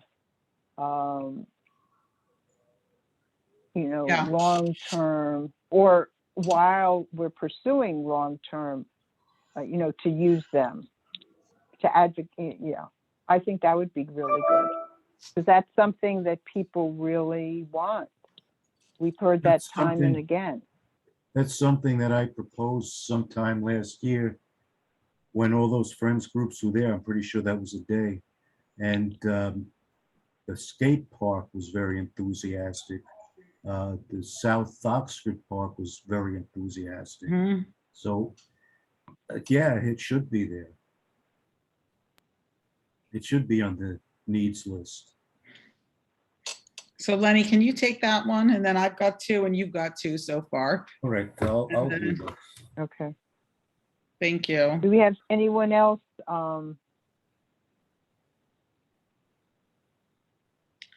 Seeing a significant, I'm also going to reach out to Dwight and see if he wants to write about something that's important to him. Anything with the community gardens?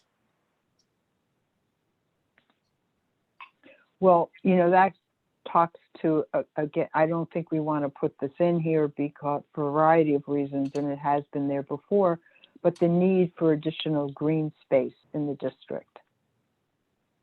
we've gotten nowhere with that in the past.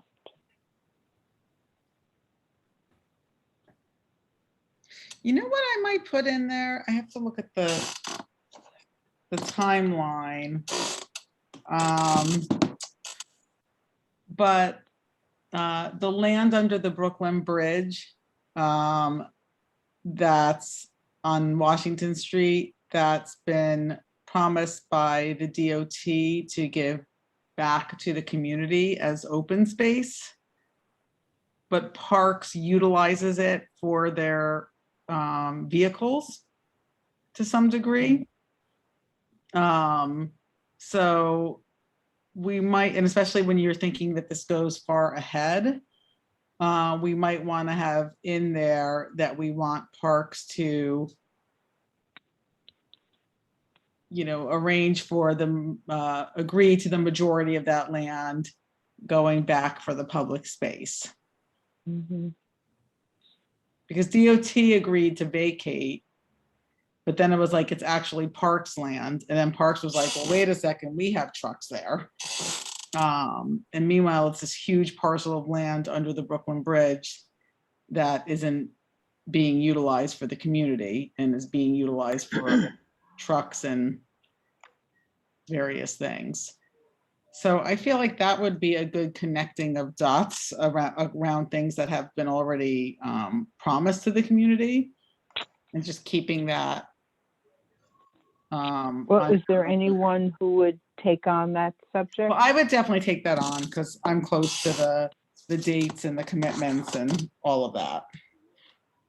All right, well, you've already volunteered for 2. It's not fair for you to do. Well, I'll that give up much tennis work. court lights. I'll give up tennis court lights. Someone near Fort Greene. Thank you, Jennifer. Oh, great. And Jennifer, as I said, look at the minutes. You may have taken them. I don't know. Because there is, or at the video, there is some discussion about the impact on usage that the lights would provide, and the fact that usage has gone up so significantly as a result of the pandemic. Yes, I'll do that. I've been looking through my notes. Yeah, Yeah, it's all in there. right. So that would be really helpful. Great. Anything else?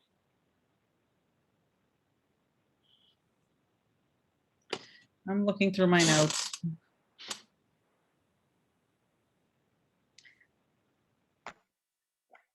So we've got dog runs, we've got bathrooms, we've got surfaces, we've got tennis court lights, and we've got public space under the Brooklyn Bridge.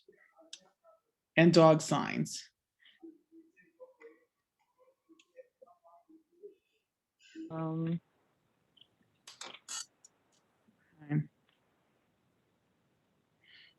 Let me just see.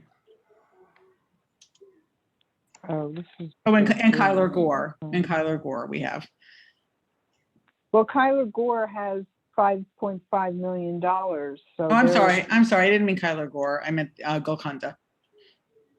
Okay, right.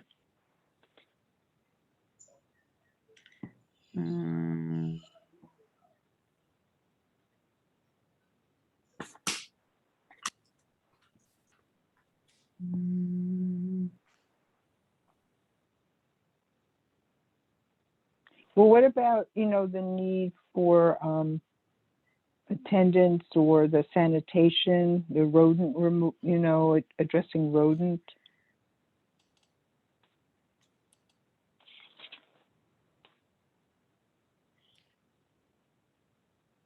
I mean, it's. Or is there anything about trees?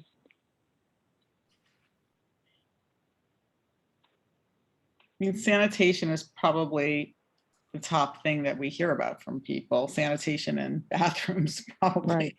Right.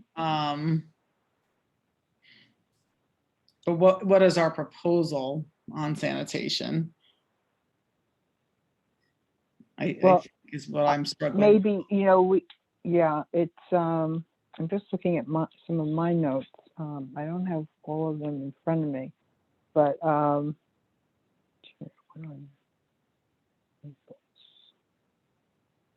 is there something about trees? Is Richard still on the call? Maybe he could give us some insight as to something we could propose about trees. Hi, No, I'm still here. I think that, I'm still okay. here. What's your wish list? My wish, can I just state tonight I'm here to talk about jobs. I want to offer jobs to 19 to 30-year-olds in our community. That's what I'm here to talk about. We have jobs offering. We're not up to that right now. Okay. I'm just saying, you're always You a know about proponent trees. of trees. What do you need to Is know there about? something? They're changing. They're moving. The trees are moving north. We're having a major thing in the next 50 to 60 years. All the trees that we know here are going to be different. We have to be prepared for that. That's what we have to be prepared for. That's what's going on right now in the geological aspects. For our term, for me, 20, 30 years, I mean, I'm almost 80. So if I get another 10 years, I'm good. I have nothing to worry about. What we have to worry about at the trees is that there's a migration of trees with the climate change. And we have to be aware of those tree changes for our parks, for our cities. It's really, really crucial. If we're not up to date on these this kind of information, as one of my favorite professors would just say, we're in deep yogurt. So to get out of the deep yogurt, we have to be more concentrated on what's going on with our climate, with our environment that way. So that's what's happening right now in terms of trees. Specifically. Well, yeah. Go ahead. Go ahead. Specifically, what did you We want have to to say? be. We have to be knowledgeable. We have to get people in there who can tell us what's going on. We are preparing not for ourselves to enjoy it, I hope, although we will, but for our children and our children's children to enjoy the parks, the city, the trees that are here. Well, do you think we, turning to the, thank you for that, Richard. Turning to our committee members. You hungry? Do you think, Okay. please remember to turn off your audio if you're not speaking. Would it make sense to put something in here that the Parks Department should do a study of the impact of climate change on trees, or should consider, I don't know, something related to that? Does that make sense to people? Andrew, do you have any thoughts? We don't take climate change seriously, which we haven't. The governments, now the UN is just starting. If we don't, here in this country, in our city, don't take it seriously, we're fooling ourselves. We're playing a fool's game. I have a report here. If you notice the chat, I put in there also about the agricultural department, about the spotted lanternflies. They're going to destroy. They're going to destroy our plant life here. I put a link in there. Please go to the chat. Just tap into it. It gives you the whole explanation. Well, maybe what we should be talking about is asking the Parks Department to take a look at the impact of climate change on our trees, plants, and grasses in the parks. Something Yes. that, I mean, if something like that. Yes, What do people think? Well, I think that what we have to do is we have to get our own people in there. We have to get people who, like Trees New York and Jason Stein from the Parks Department. We have people here that are knowledgeable. Bring those people in. They don't have to be the administrators who are just looking for saving a dollar here. We need the guys who are in the trenches. Jason's in the trenches. Sam Bishop's in the trenches. All right. He can come out and talk to you about the trees. Richard, thank you. Richard, please, the Sorry, time I is got a little waning. carried away. And everybody, yeah. Does anyone right. think we should fashion something about climate change? And while I think of climate change, I mentioned topics, I think climate change and its impact on parks would be a good, if we got some speakers on that, would make a good meeting for later in the year. I agree with that. Yes, we have Sam Bishop. We have Sam Bishop from Trees, New York. He's All right, brilliant. I don't want to discuss that right now, Rich. I okay, want I'm to just know saying if there- anyone wants to, does anybody want to include this in our report? Or not include it here? I just Maybe have I'll a take a point of stab at order. I have like a point of order question about that. I mean, obviously, Sure. it's an important topic, but it's not specific to District 2. And I just. Well, my thought is if enough districts put it in, that the city would help, it would help the city pay more attention to it. Yeah, I mean, I'm open to it on that basis. I just a little, I think Taya's thumbs upping you, Barbara, on that sentiment. Oh, I was thumbs upping you, Suzanne. Oh. It has to be hyper focused on Community District 2. Okay, all right, Like, and okay. I But am the think- first person to agree with all of Richard's statements, but we are not the governor. Okay, You see but what I I mean? think it would be a good topic, it would be a good topic for a meeting Agreed. down Agreed. the road. Okay. There is So also a I would committee like that has to- environment in their name. Joint meeting. Okay. Yeah. Well, that wouldn't, having some people speak on it would inform us about what's going on in our district so that for next year, we could propose something in the district needs statement. I want to wrap this up if we can. Here's one more chance. Does anybody here have another topic that we should put in here?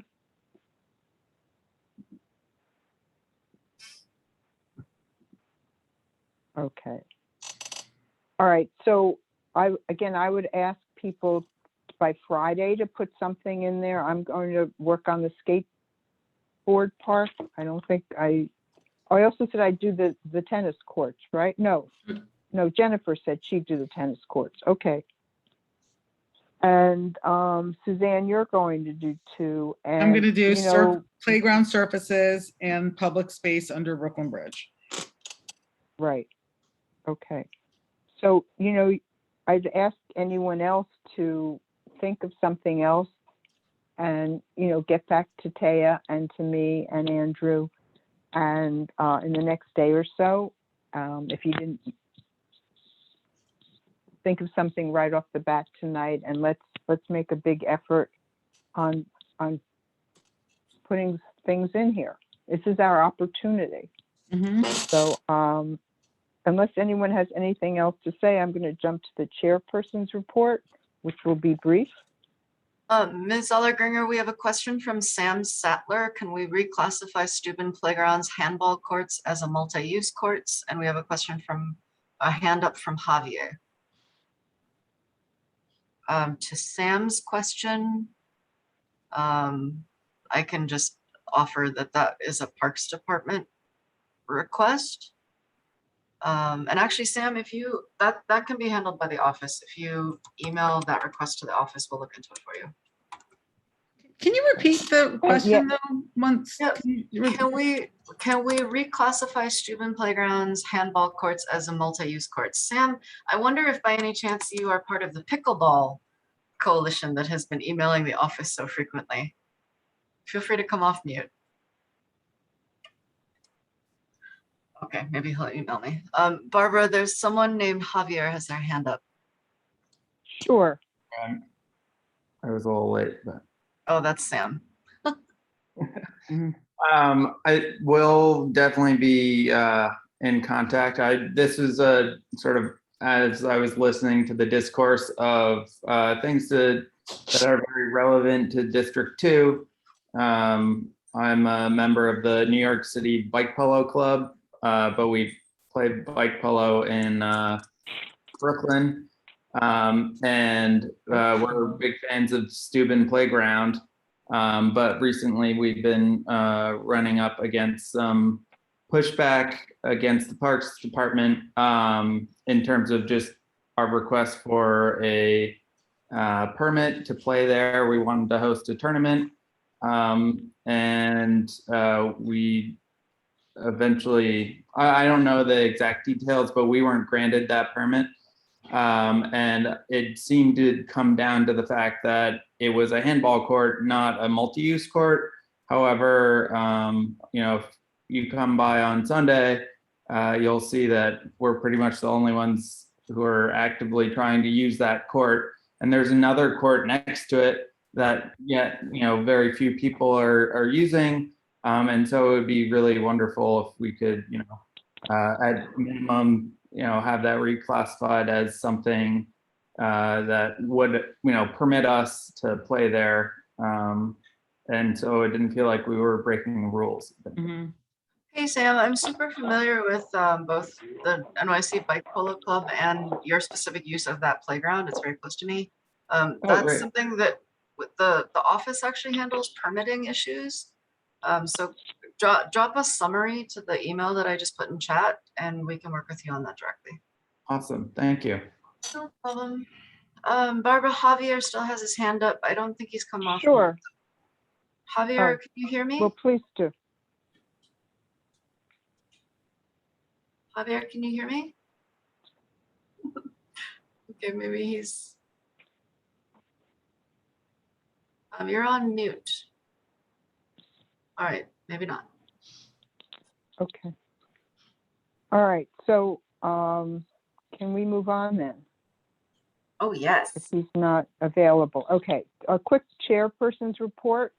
I assume everybody by now knows that the new Brooklyn Bridge bike path is open, where they've taken a lane from the cars and turned it into a bike lane.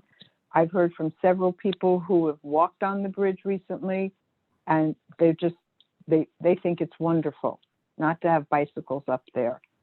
So hopefully you have walked up there or will in the near future.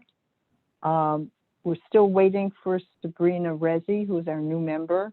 I don't know if I wanted to welcome her. I wanted to remind you that we could really use a secretary to take up half the minutes. Jennifer has very graciously stepped up and agreed to do half of them. So please get in touch with me if you could help us out on that. And then I just, as I mentioned in my email to the committee, I've had a very busy summer. My granddaughters have moved here. And so I've been spending a lot more time in playgrounds. And so to be continued, I will get back to you on that. And I mentioned that my daughter got married on Saturday, and you can imagine, you know, I walk on the Brooklyn Bridge a lot in the mornings, and there are always people taking photographs there for a variety of reasons, frequently for weddings. And down in Dumbo, you encounter a lot of people as well. But I was intrigued when I got an email that we were taking wedding photos in Fort Greene, and that there's a specific tree in Fort Greene that my now son-in-law is very fond of. So Saturday afternoon, in the blistering hot weather, we all trekked over to Fort Greene Park, and I have to tell you, I was totally bitten up, and I'm still suffering from that. But the pictures are going to be just magnificent. And so it was exciting to be part of that. I now turn to other committee business, and I should say I am so sorry for these problems. I'm going to work with my technical problems. It's very frustrating, and I dare say our meeting has been extended unnecessarily, dealing with my problems. And I want to thank Taya for trying to help as much as she could. So I want to jump now to other committee business. Are there any committee members who have something they want to bring to the table this evening? No hands. Okay, then community forum. I know we have at least one person who wants to speak in community forum. Taya, do we have anybody else? I see no hands. Yes, Mr. Morris. Richard? Has, Yes. Mr. Morris also has his hand up now. Yes. Well, I believe he's already, first we're going to hear from Richard. Let's try to keep this to 2 minutes, please, tonight. I'm starting my clock, Barbara. Here we go. Okay, thank you.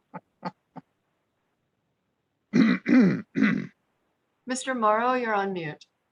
Oh, I'm tap to speak. Okay.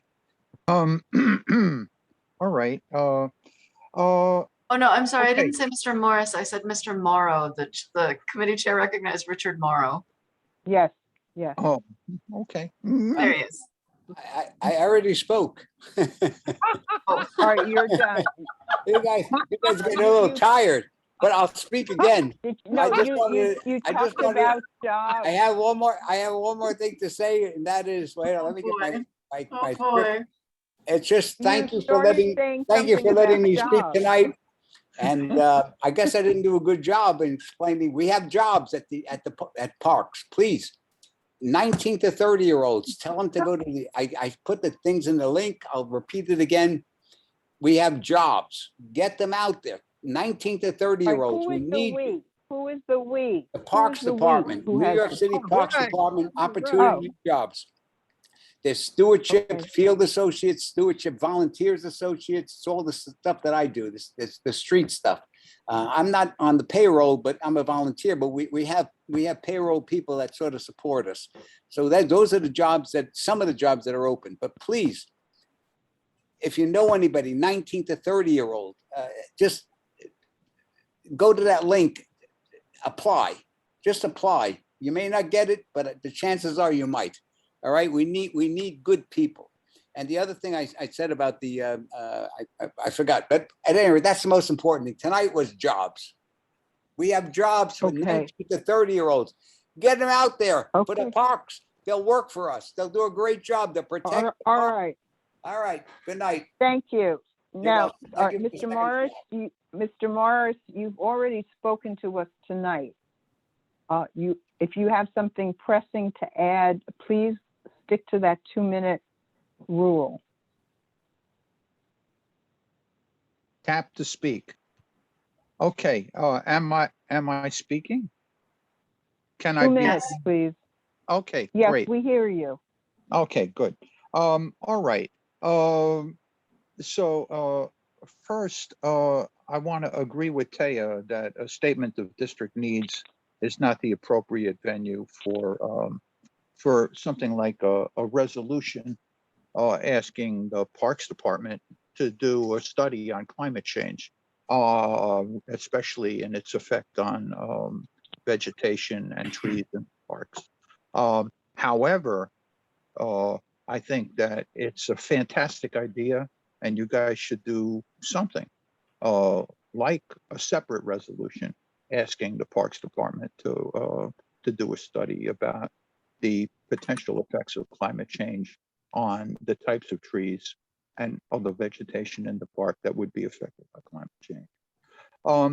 Now, listening to the various requests and presentations about dog runs. So there's a dog run planned for Abolitionist Place or Abolitionist Place Park. And the current layout has a dog run right adjacent, directly adjacent to 227 Duffield, where underneath that location, those were where the tunnels were that freedom-seeking blacks used to escape from slavery. And so the dog urine and feces, especially the urine, they're gonna it's like directly over these tunnels. 15 seconds, Mr. Morris. I'm gonna ask, number one, does the committee have jurisdiction over dog runs in general, or has it relinquished all jurisdiction over that particular green space? And what would be the appropriate committee then to bring this issue to move the dog run to another location in, let's call it the green space? that is currently named Abolitionist Place. That is still a green space. So can the dog run be moved? Can the board ask for it to be moved? That's my question. All right, Mr. Morris, we're going to look, I'm going to ask that the board office look into this to see where this is in fact supposed to be and whether, and get some more information on it. I deeply appreciate that, Madam Chair. Okay. All right. This is the last chance for anything else to be discussed this evening. Again, I ask everyone to think about helping us out with minutes and also see if you have any other ideas for inclusion in the statement of district needs. Again, I very much apologize for my problems. I was on Zoom yesterday for an hour and a half, not one problem, but again, it wasn't with 30 participants, there was only 3. I will ask if we can have a motion to adjourn. Multiple hands. Motion to adjourn. Oh, okay, all right. I heard quiet. You've got a All right, first from Andrew and a second from Ms. Melby. Terrific. And a third from Anybody Lenny opposed? and a fourth from Candace. All right. Okay, it looks like the motion passes. So thank you so much for your time this evening, and please think about the items I just mentioned, and we will go from there. Thank you. Good night.